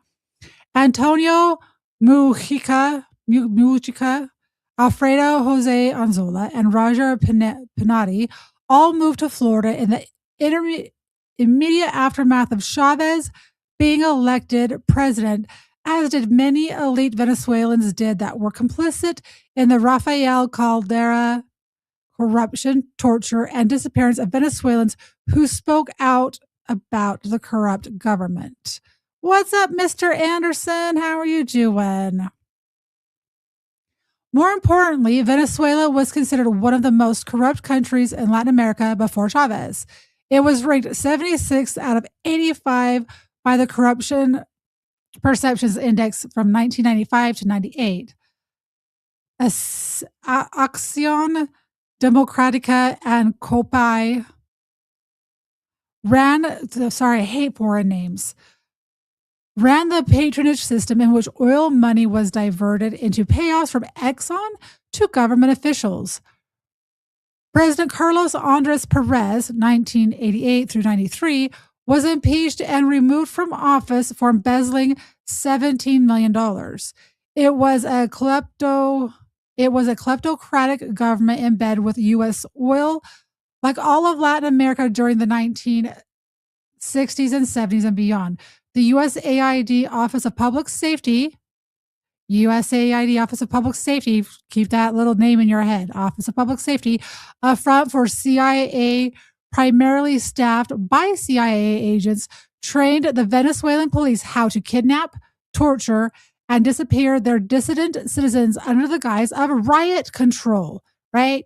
These people were protesting. These guys were mad about people coming into their country and causing disruptions. This continued after the Office of Public Safety was revealed as a torture program in 1974 under the International Police Academy in DC. So you have the International Police Academy, and then you have the Office of Public Safety. Their whole entire goal was to train Venezuelan police how to kidnap, torture, and disappear their dissidents. So in a nutshell, Venezuelan was part of I don't think there's supposed to be an end there. So in a nutshell, Venezuela was part of Operation Condor, while not officially designated as such. Operation Condor is absolutely awful. That broke me for like 3 weeks after I did that research.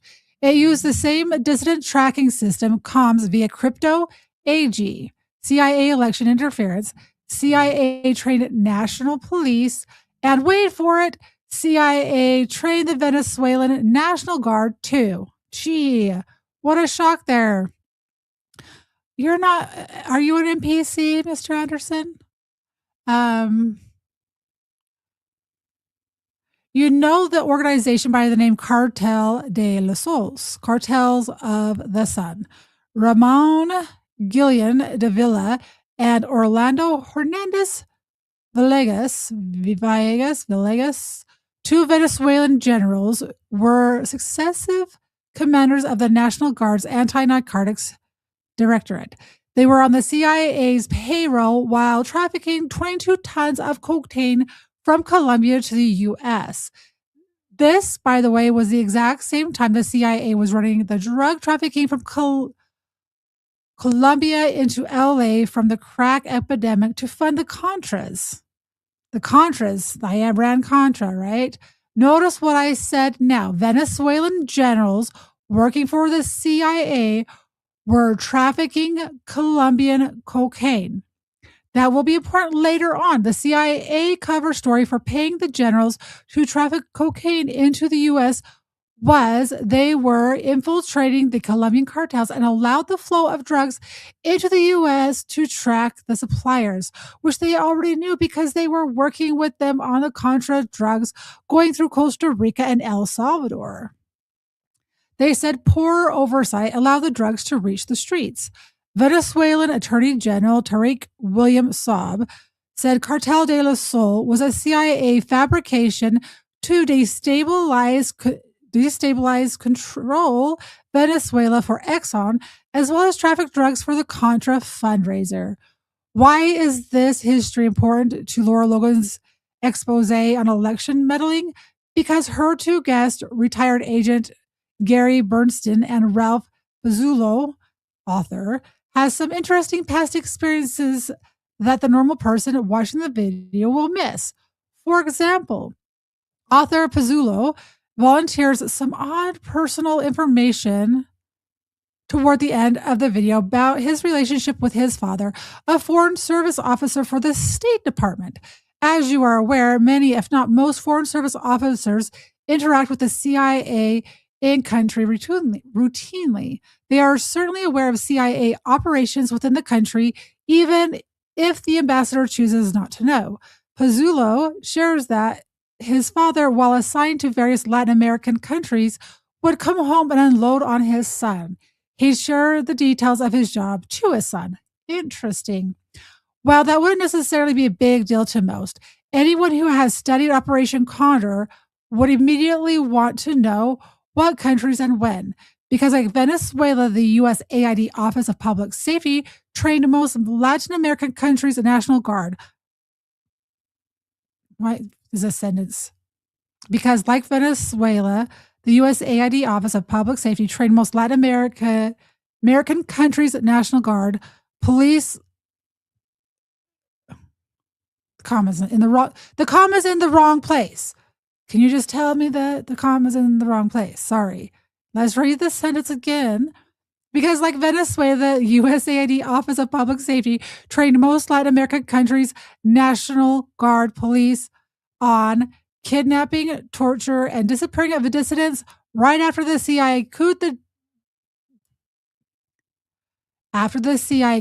the democratically elected government and installed a military dictator of their choosing. This is correct.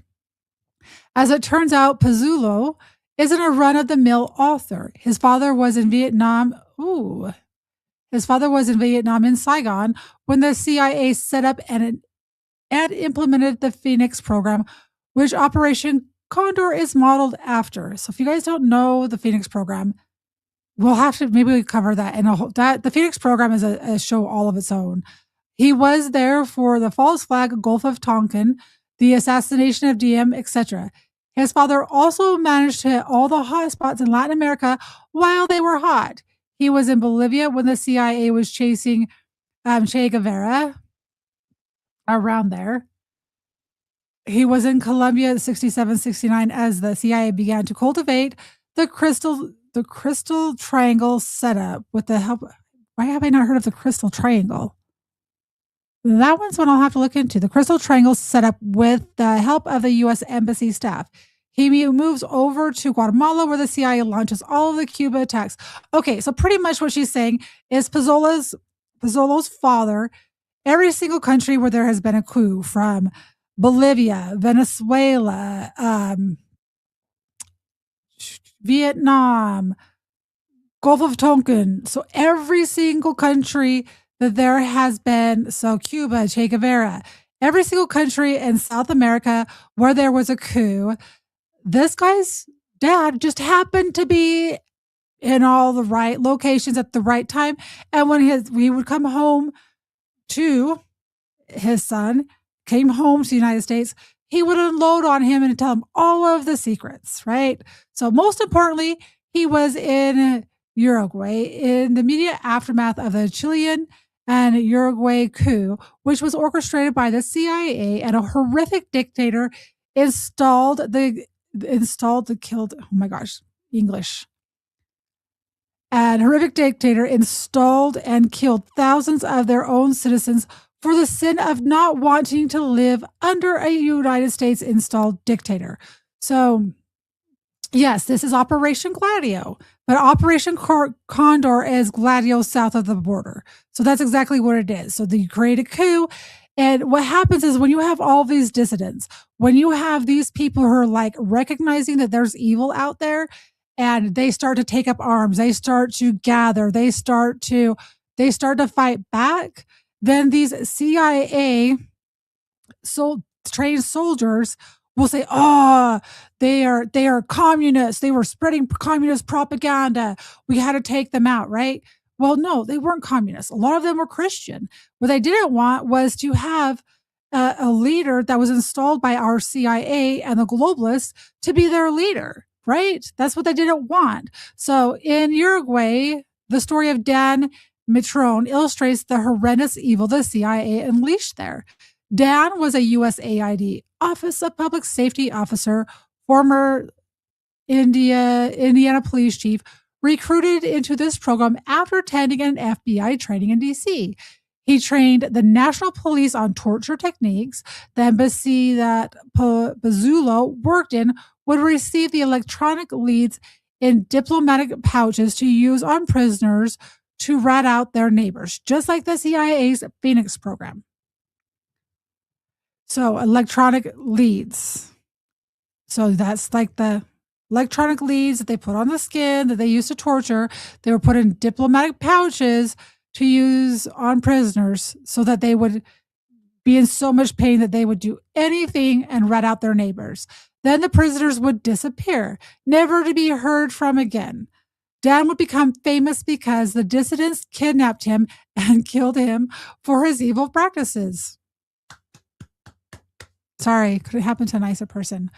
Moving on.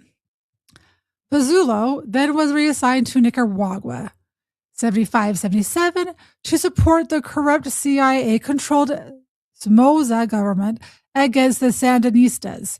He goes back to Guatemala from 77-79 as the ambassador at the height of the Dirty War and their terrorist training camps for the CIA. The Dirty War was in South America. That is Operation Condor, Operation Gladio south of the border.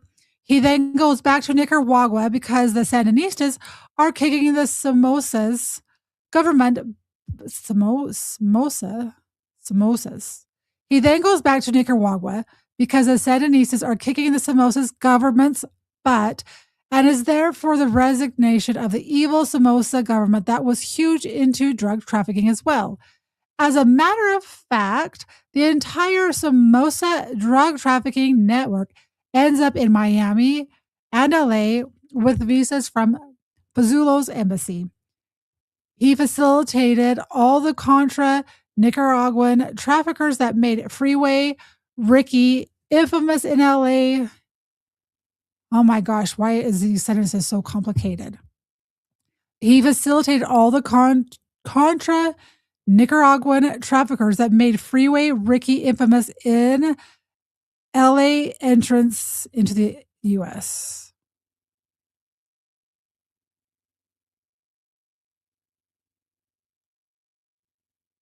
So he facilitated all of the Contra, the Nicaraguan, all of the drugs from that part of the country. They made it that freeway that went into LA. He made that entrance into the US extremely famous. That's what that's trying to say. He knew who they all were because the CIA was working with them, trafficking drugs into the US. Now see how strange it is that Ralph would offer up how his father used to share his work with him while he's sitting next to a CIA agent on the Laura show. But if you don't know your history, you don't know anything about it. What makes it fascinating to me is that Pizzulo's name had come up several times in my research into Operation Condor and drug trafficking. He's one of the State Department's guys that has an uncanny ability to show up at the craziest times, kind of like William Paley almost. So now that we've got, oh my gosh, how much longer is this article?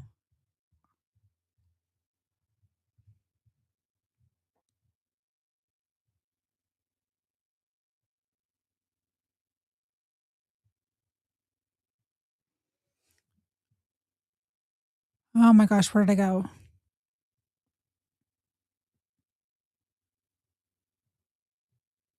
Okay, so now that we got him out of the way, let's talk for a second about CIA agent Bernstein's partner in this research project, Martin Rodil, another expat Venezuelan. He too started out as PDVSA, the oil company that was repatriated by Chavez. In this way, he's like a few of the coup plotters in the Juan Guaido story. But Rodil almost spent some time in DC, working for the IMF, supposedly where he learned how to track money and discovered all the money laundering by the Maduro government. Weird how it's easy to find money laundering of a CIA target, but they absolutely can't find any of the drug money laundering of the Colombian network that they actually work with. But that's another story. So remember when I said that the entire pre-Chavez government was corrupt, drug trafficking, money laundering? Well, guess what? That's exactly what the CIA guy and the author of now accusing Maduro of. No mention of all of that going on in the behest of the CIA for decades. Just Chavez and Maduro. I thought it was odd that in the middle of this, they make sure to make the point that the entire country of Spain is on the payroll of Venezuela and its oligarchs, which have more money than anyone else in the world, including the CIA. Yeah, he said that.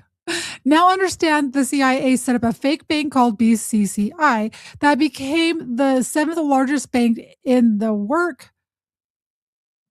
Oh my gosh. now understand that the CIA set up a fake bank called BCCI that became the 7th largest bank in the world within a few years just from money laundering, drugs, and weapon sales. That doesn't include a sister bank, Nugan Hand, Castle Bank, and the Vatican, all doing hundreds of billions annually in laundering each for decades. It's ridiculous to insult us by making statements like that. It's not wrong. Back to Spain. It's important to dirty Spain up a little because if you look into Rodil, you'll find he was described as a fixer for corrupt Venezuelan expats from the pre-Chavez days. He also was involved in deals for insider to PDVSA, the nationalized oil company that was very corrupt prior to Chavez. In Spain, 2022, Rodil was accused of running an extortion ring.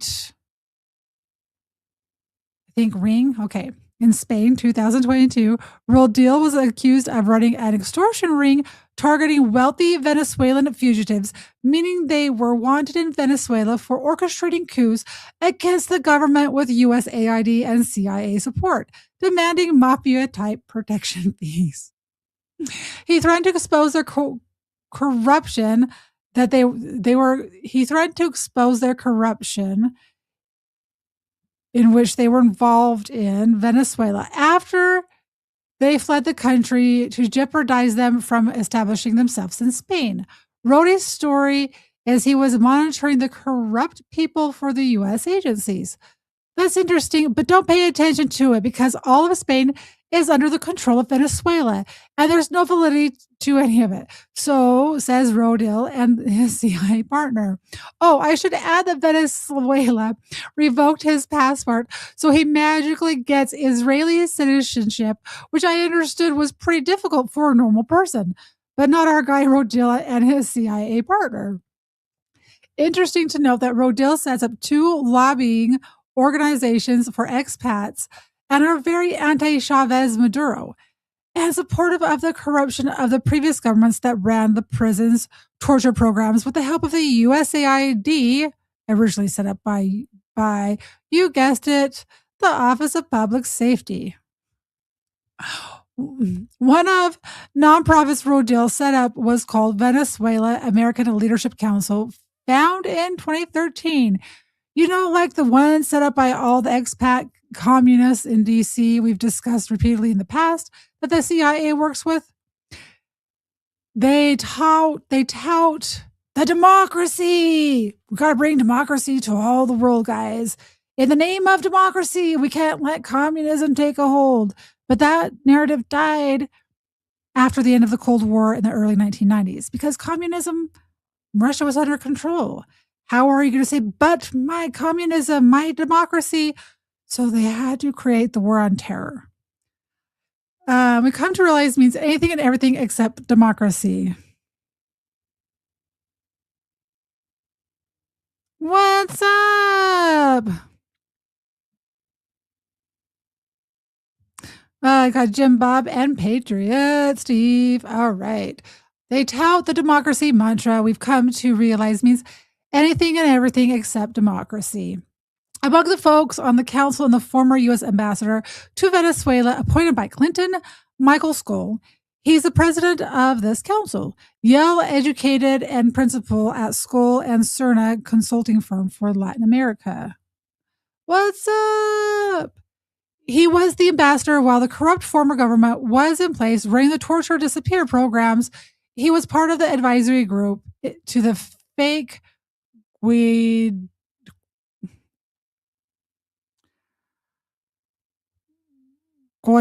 can't say this name, Guaido regime in DC that Bolton and Pompeo propped up.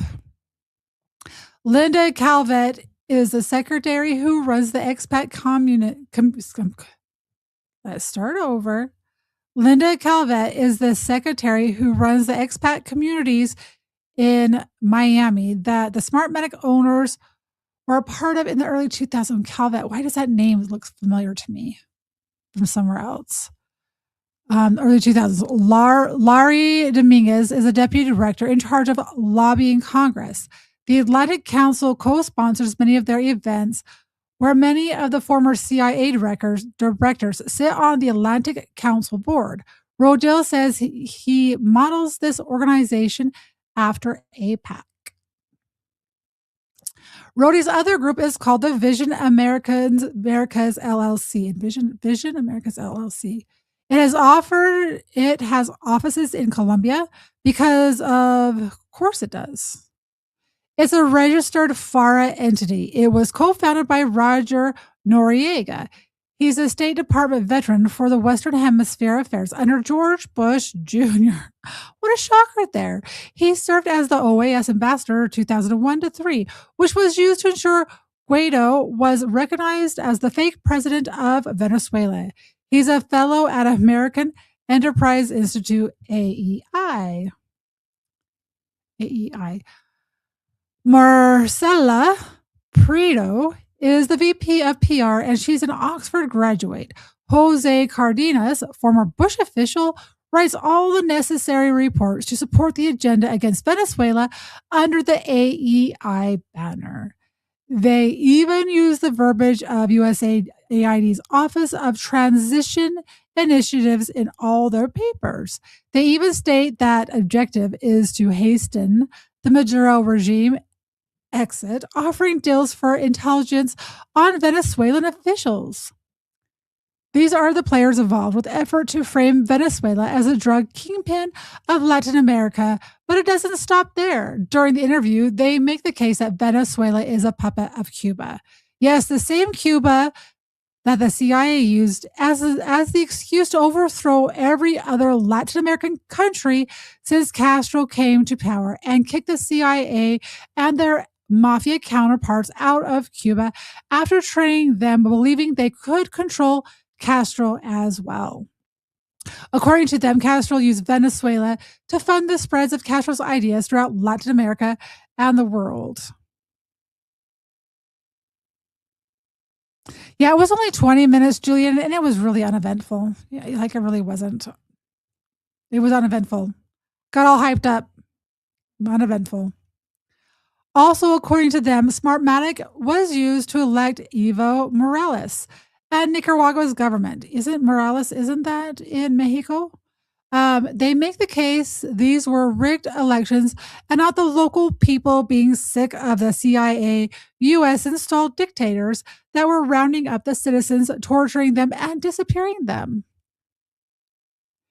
Evo Morales also legalized the traditional harvest of coca leaf for teas and other indigenous use and stopped selling it to Colombia for them to produce cocaine. So Evo Morales legalized the traditional harvest of coca leaves for teas and other indigenous.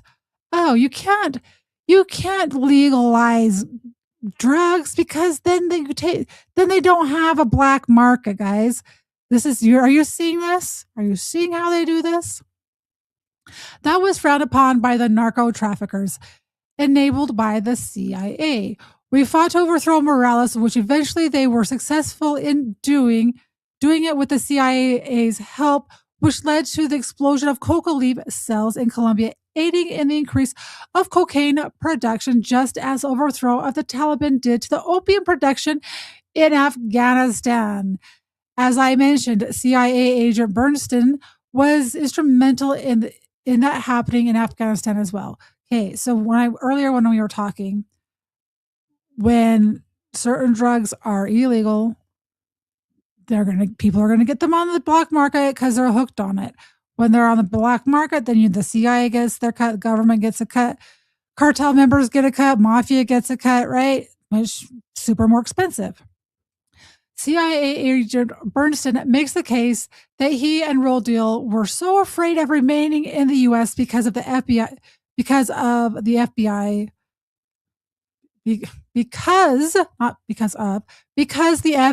was after them, that they had to live in Switzerland for a few years. By the way, Switzerland is not neutral like everyone says it is. That's a whole freaking 2 weeks worth of live streams.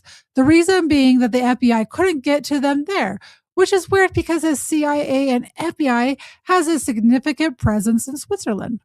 Laura Logan states that the CIA director, John Ratcliffe, is corrupt, and to that, Bernstein suggests the CIA needs to be done away with, and we need to go back to the OSS model. Okay, right here. The OSS model was far worse than the CIA model. So for that to happen, and for someone to push that, there's a reason called corruption, which of course was more corrupt than the CIA, if that's possible. Oh, and we need a version of the UK's MI5 as well. He goes on to say that USAID CEPPS spent $6.9 billion over a decade to market Smartmatic to foreign countries. What a shocker there. We know that USAID is a CIA front, and according to a former director of USAID, they do what the CIA did covertly, but they do it overtly. They do it in front of your face. So the CIA, USAID, is marketing for Smartmatic, which is under the control of Venezuela. Okay, so the CIA / USAID is marketing for Smartmatic, which is under the control of Venezuela or Cuba. Okay, you guys kind of seen this here? But they insist this is strictly a Cuba-directed, Venezuela-concocted voting system. Are you seeing it here? Are you seeing this? Bernstein goes on to say that Venezuela created the model for black site prisons, torture, disappearing dissidents. So Bernstein goes on to say that Venezuela created the model for black site prisons where they torture, disappear dissidents. Venezuela did that. Really? Venezuela did that? Not USAID / CIA and Office of Public Safety. I guess Bernstein doesn't think that anyone knows the history of Operation Gladio, Condor, or the Phoenix program, or the rendition program, all notoriously tied to the CIA and not Venezuela. Venezuela certainly created black site prisons, torture and disappearing, but that was done under the CIA and USAID's Office of Public Safety long before Chavez made his entrance into politics and were cited by Chavez as a reason to why he ran for office.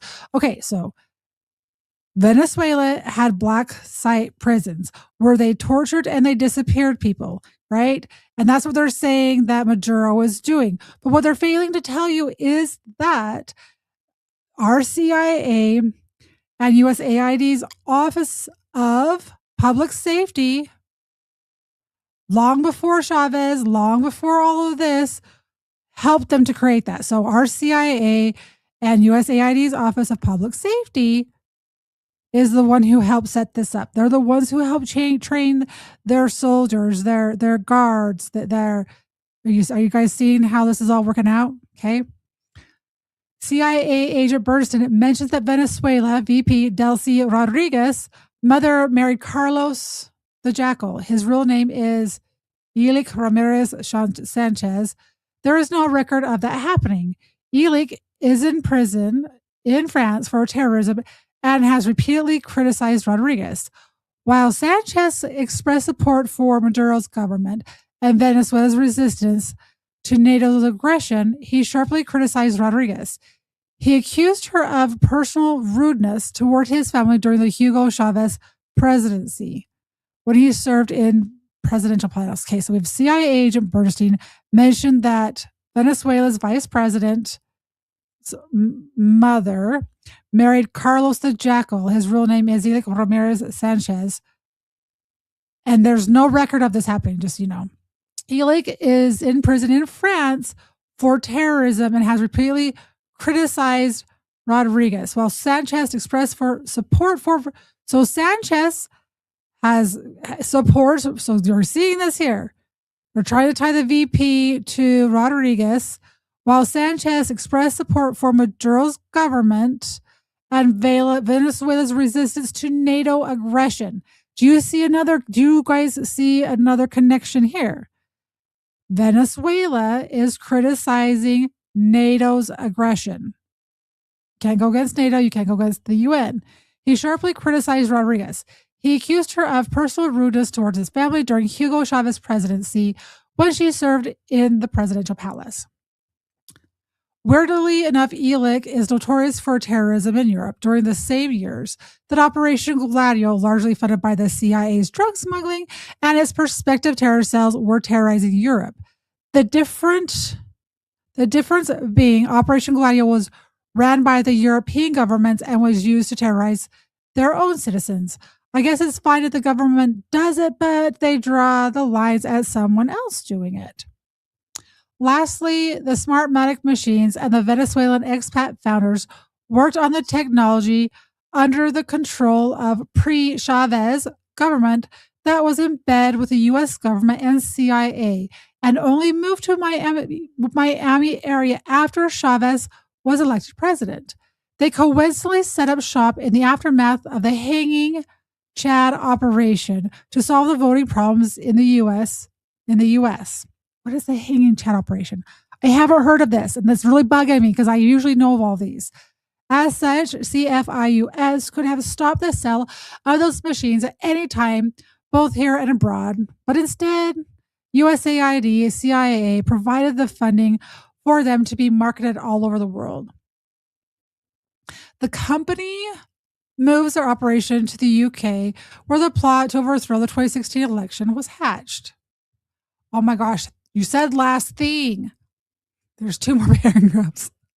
I don't like to read this long. All right.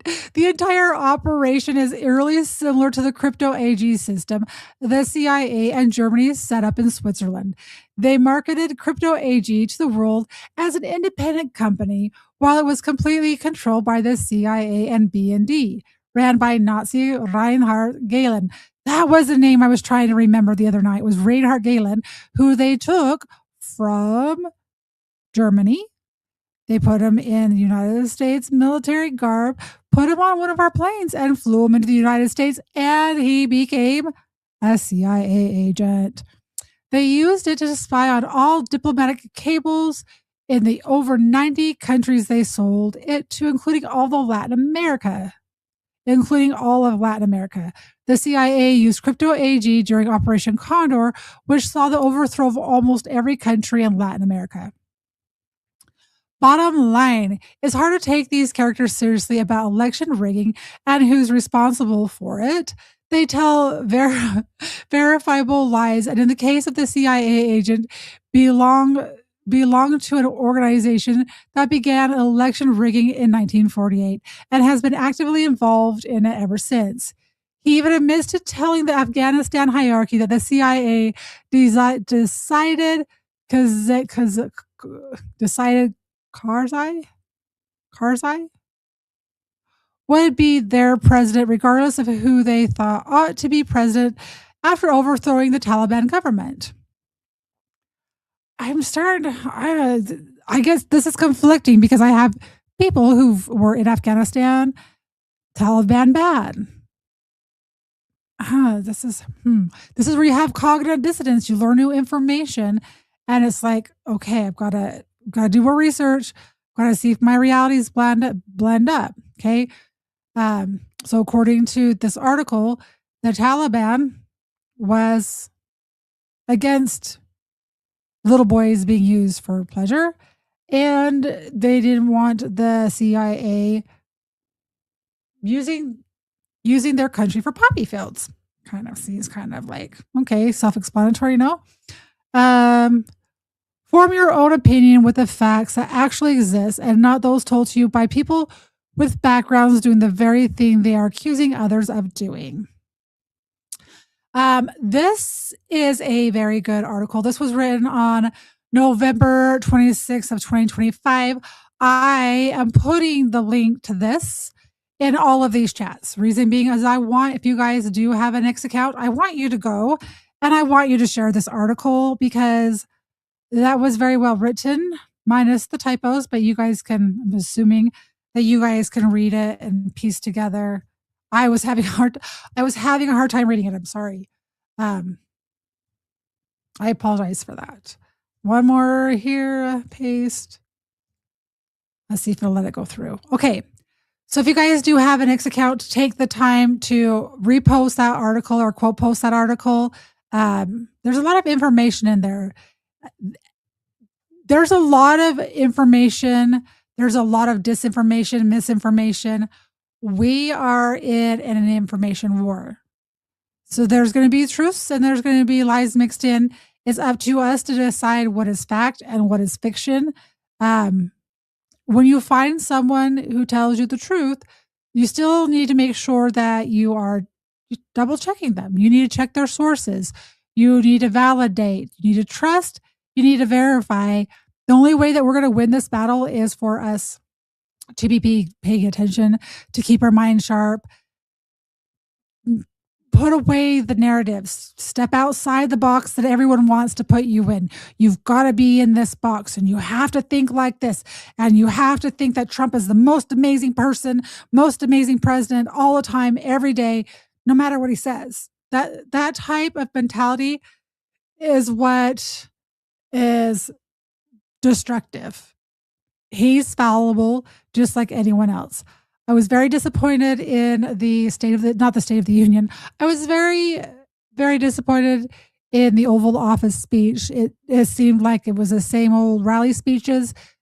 It was cut short, and it makes me wonder if there wasn't other things going on, and he cut it short. Never known him to talk for just 20 minutes, especially when you put all the hype out there. I don't think I really have anything else much more to say.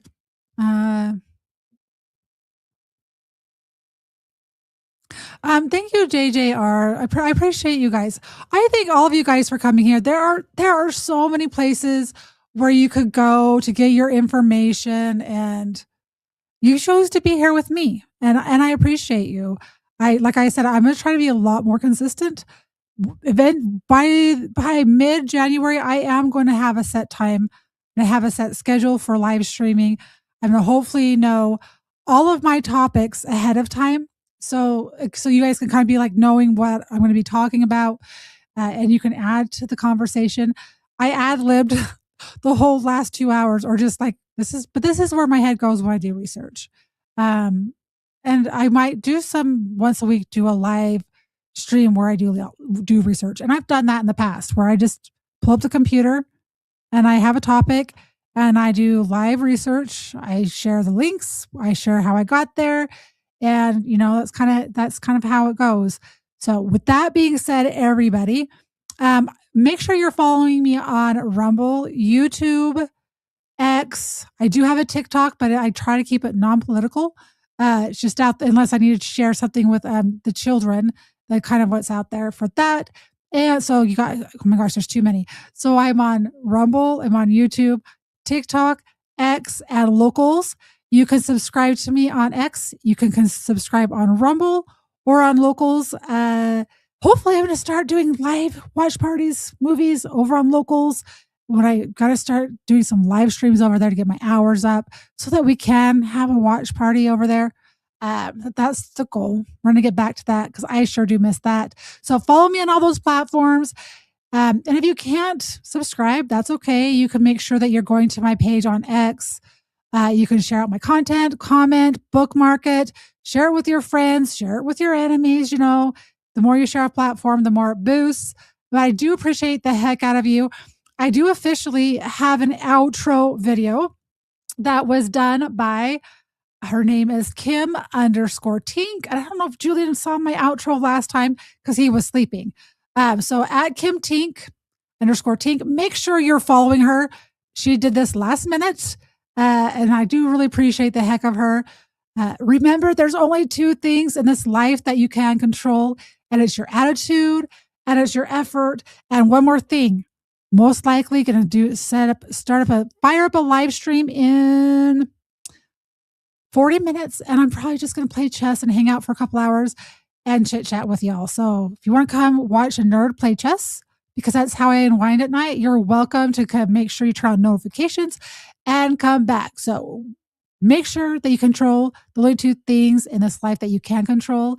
That's your attitude and that's your effort, because everything else is beyond our control. And with that said, guys, enjoy the rest of your night. We'll talk to you soon. Before we go, let's stay connected. Follow and subscribe. X YouTube, Rumble, TikTok too. Thanks for tuning in, for joining what's true. Until next time, when we talk with Sally.